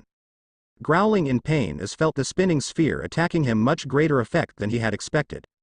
For 3 seconds, Naruto had been pummeled into the ground with the spinning sphere trying to break him down, until he managed to look past the initial pain shock and flashed away from it. Once Jiraiya had hit the ground, Naruto had flashed back in his view, with the mist being sucked away into a special seal, a courtesy of Kushina Uzumaki, who took her stand near Jiraiya with her sword ready. Naruto let out a frustrated sigh, bordering with growl, as he spit out some blood and discarded the destroyed shitage over his armor, revealing his armored torso with a dented and damaged back plates yet holding strong, looking at his godfather and mother, standing in protection of Sasuke, Sakura and Kakashi, he thought to himself. So, Jiraiya Teme has decided to pull out the Sage Mode on me, though it looks incomplete. Still, had it not been for my armor, I would be dead. Naruto glanced at his mother, noticing her slightly shaking hands. The stance is one for attack, yet her intent has not been fully formed for battle. Does that woman really think that she can bring me back as her son? Anyway, looks like it's time to get serious myself here. Naruto, that bloody enough, you moron. Jiraiya shouted at him, can you see that we are trying to help you? And this is how you greet us? By attacking and killing your own friends? Your father must be turning in his grave at how you act towards your village. At this point, Naruto's control of emotions and years of repressed anger and fury got out, triggered by the seeming ignorance of these people. My village? Jiraiya, that damned place was a hellhole for me. People had tried to kill me, exploited me and have taken away from me everything that I had. Naruto shouted out in clear anger at him and everyone else. Father, sisters, friends, childhood and even my own memories were taken away from by you. That fucking bastard of a Hokage and this bitch that dares to call me her son. I put everything on the line for that hellhole and how did it repay me? By fucking banishing me for doing my duty. Sochi, please, I beg of you to stop. I know that Konoha and its people had hurt you, but you need to put it behind you and come back with me, your mother, your family and friends. They are all willing and wanting you to come back and forgive it all. I want you to come back, Sochi, so please. Kushina had tried to plead to Naruto, but it was unsuccessful. You? Who the hell do you think you are to ask anything of me? You abandoned me on the same day I was born, just because I had whiskers and you saw not my eyes, but the eyes of Kyuubi when it was sealed in me, unlike your precious little Menma. Naruto shouted back at his biological mother. Don't forget about that bounty you put on me as well. Had you really been my mother, you wouldn't see me as anything but your son, but no, and as for family and home, both are right here, where I stand to protect them, from you. Naruto positioned himself with his house scene right behind him, as he let his two katanas fall onto the ground, ready to summon his true weapon. Your family and home is Konoha and its people, Naruto, not some clueless girl you managed to hook up and pretend to marry. Jiraiya shouted out, with Naruto's ki intensifying, we only done what was best for Konoha, always. Just like your grandfathers would done before Sarutobi sensei and your father would done as well. You duty, no, your destiny is to be the shinobi of Konoha and live in there, to uphold the legacy your families have left for us, and we will make you uphold them, like it or not, and nothing will deter us from it. Now, stop being such a brat and come quietly, and maybe we LL put a good word for Tsunade after all that you have done here to your friends here. I LL even let you sign the Toad contract back and teach you sage arts with your brother. Yes, Naruto boy, come back to Konoha and let go of your anger for it. S time you looked past it and embraced your fate, as one of children of prophecies, the green small toad said directly to Naruto, sitting on Jiraiya's shoulder. You and your brother are destined to change this world, so. Embrace my fate? My destiny and duty. Naruto shouted at them, as his chakra began to become visible all over his body, without traces of Kyuubi's power included, prophecies, fates, destinies and all this crap. They are for blind fools that are unable to see past their own nose and arrogant beliefs, and that village, my father, my grandfather and granduncle would rather kill themselves than see what it became. A cesspool of corruption, power-hungry civilians, eyeing up for only money, influence and led by their greed, with shinobi council warmongering ways, building up more and more power, thinking that it would keep the peace through enforcement, when in reality it will only unite those that fear and hate Konoha for its misdeeds, and on top it all off, hypocrisy, treachery, betrayal and sacrifice of its shinobi so that this atrocity known as Konoha could stand strong. That is not the will of fire that you preach. This is the will of darkness, where few sacrifice many for their own personal needs, like Danzo, Hiruzen, and that damned council, just to keep up the appearances. And you want me to go back there, to bring my family in there, the place that had taken away all I had and cared for? Think again. Zangetsu. And with this shout, in Naruto's right arm appeared a sheathed long katana, with black handle without tsuba, which he immediately unsheathed, revealing black as Nightblade. Kushina looked shocked at that sword, instantly recognizing it, as Naruto swung it around and readied it for the fight. Sochi. How? Where did you get that sword? Do you know what sword is that? Kushina shouted at Naruto, who answered her. Zangetsu, the relic of Uzumaki clan and the sword of one of its founders. Masamune Senju, it was passed down to each head of the clan throughout generations. A symbol of true master of Uzumaki clan, with its last user being my grandfather. Shingen Uzumaki, the tiger of Uzu. Kushina flinched at the mention of her father's name. You may claim that Menma is the head of Uzumaki clan in Konoha, but the true leader of Uzumaki is the one who holds this sword, and you know it, Uzumaki Kushina, and with this blade, I will uphold Uzumaki and Senju most sacred tenet. Stand by your family and protect it with your life, for it shall stand by you and protect you in return. Naruto, if you don't stand back, I LL use my full power to bring you down and beat you into your senses. Jiraiya warned him as he took his position. I knew that Sarutobi-sensei shouldn't have allowed you so many freedoms. You were always the weaker one of the twins, to fall under Kyuubi's influence like that. Sochi, it must be Kyuubi blinding you.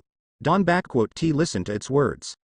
It had corrupted and blinded Mito Ba-chan with its words, all just so it could gain control over its Jinchuriki, pretending to be a friend to its host.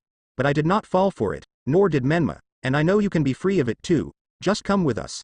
Kushina tried to reason with her son in hopes of getting her family back, but instead she saw how Naruto's chakra stated to become white and his hair were starting to move upwards. Enough talk with you two. This time, I be serious, so prepare yourselves, for this is my full power. The white aura around his body began to intensify and it looked like his hair was starting to become silver or white. Senju Hidden Jutsu. Migata no. Just as Naruto was ready to unleash his fullest power. Suddenly in front of him, Kushina and Jiraiya appeared a massive wall made of the pink crystals. Blocking the passage for both sides to engage, Naruto understood what this meant and discharged channeling his chakra. As he turned to his right, as did Jiraiya and Kushina. Seeing 9 persons walking towards them, as the wall of crystals dispelled between them. In front of the group walked Tsunade Senju, the 5th Hokage and a very angered woman at the moment, followed by her student Shizune, holding Taunton in her hands, while flanked from left and right by Kurenai, Hinata, Shino, Anko Mitarashi and Azuki Yugo, whom Naruto knew from times in Konoha, while the 2 that stood right at Tsunade's sides were also known and close to him, but he met them during his time as Ronin. The first one was a beautiful young woman in a green kimono with a white flower on its left side. She had black eyes and dark ashen-colored hair, tied up in a similar to Anko tail. But with 2 bangs on her sides of head, she once was Orochimaru's most deadly assassin and one of his most prized lieutenants. Until 5 years ago she hadn't ran into one Naruto Uzumaki during his time in Mizu, where he managed to open up her eyes on Orochimaru and practically save her from under his thumb. After staying with him and helping him in ending the bloody civil war, she and another one of former Orochimaru's pets went to Konoha, to begin a new life as Tsunade's personal guard and advisor. Aga isn't Orochimaru, her name is Gurren, the holder of near-extinct Shouten, the crystal release. At Tsunade's left stood a young girl dressed in a dark red sleeveless dress, showing off her impressive figurine and reaching behind to her tailbone, while her flat stomach was open, with black shorts and black sandals. With a swirl symbol on her back, she had vibrant red long slightly spiky hair and red pupilless eyes. With glasses put on, she was someone whom Naruto found by sheer luck and possibly even providence, as she was one of the survivors of his mother's clan, Uzumaki, and a pureblood no less, saving her from clutches of Orochimaru and showing her a way to become strong on her own. She embraced her new life in Konoha as the new apprentice of Tsunade Senju, as well as self-taught strongest sensor in Leaf and one of the top sealing experts in Hai no Kuni, Karen Uzumaki, a very distant cousin to Naruto Uzumaki and one of his most loyal and closest friends, alongside Gurren, and one of the few Uzumaki that Naruto can count as his family. Seeing this entire group, Naruto couldn't help but smirk, as he sealed back his sword and put back his katanas, while Jiraiya and Kushina paled at the look of Tsunade and her honor guard, alongside with Kurenai, Hinata and Shino. Tsunade quickly accessed the situation and the status of Konoha shinobi in here, scowling in rage at what must transpired here. Without hesitation she summoned up Katsuyu and spoke up. Katsuyu, divide and get to everyone who is injured here and begin treating their wounds and injuries. Karen, Shizune, Hinata, I want you two to heal everyone who isn't dead. Tsunade immediate ordered around without hesitation. At once, Lady Tsunade. Katsuyu immediately went into division, as the said Kunoichi went to do their duties, whilst 5th Hokage turned to face the only standing members of this group. Tsunade. Look, we see can explain this all. Look, there is Naruto. Alive and kicking, and hurting all of us here by being. Jiraiya had already turned off his sage mode, with both frogs going back to their home, when Tsunade had delivered a powerful punch in his gut, nearly destroying his stomach. Jiraiya. Do you take me for a fucking idiot? Not only did you, Kushina, Kakashi and all others go behind my back with this unsanctioned mission, but you even dared to defy the direct orders of your Hokage at not engaging Hanzo Hattori at all costs. Tsunade picked Jiraiya by one hand and threw him onto the ground, before stomping onto his manhood, nearly destroying his balls, and Don even tried to tell me what had gone down here. Shino, Kurenai and Hinata already informed about you effectively being ready to force Naruto back into village, without my knowledge or orders.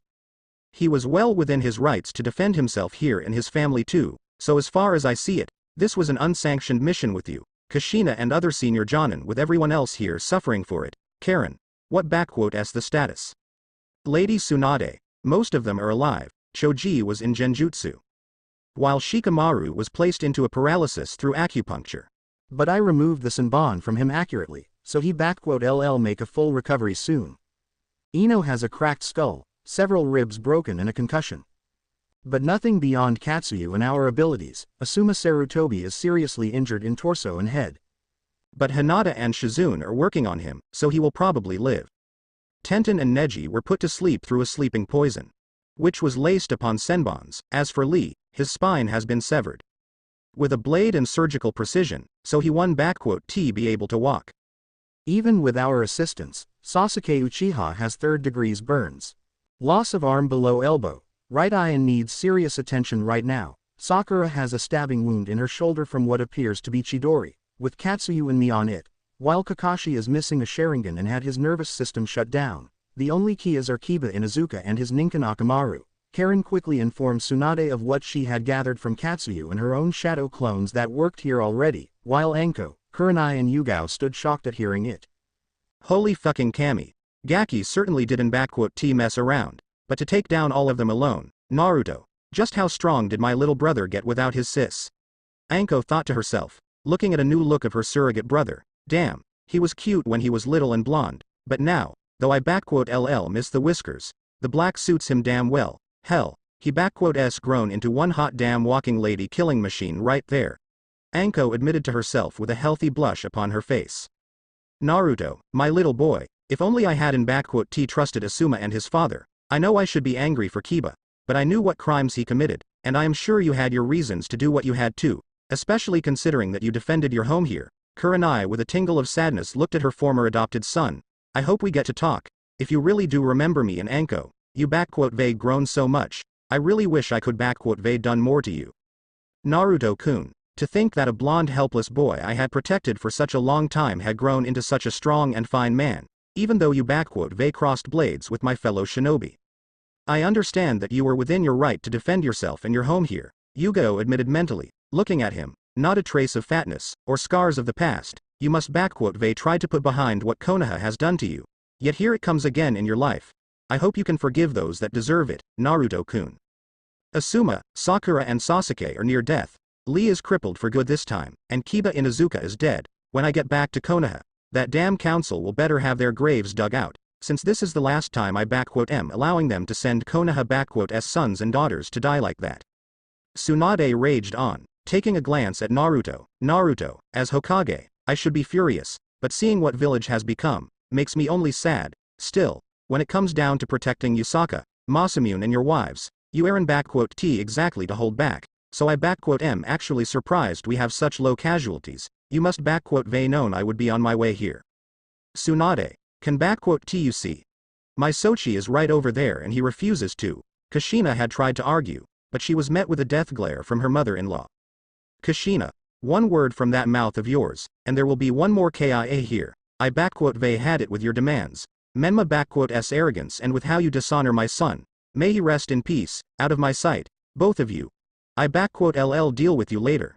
Tsunade ordered them both, while she moved closer to Naruto, her features relaxing a little bit. Were you expecting me to arrive? Yup.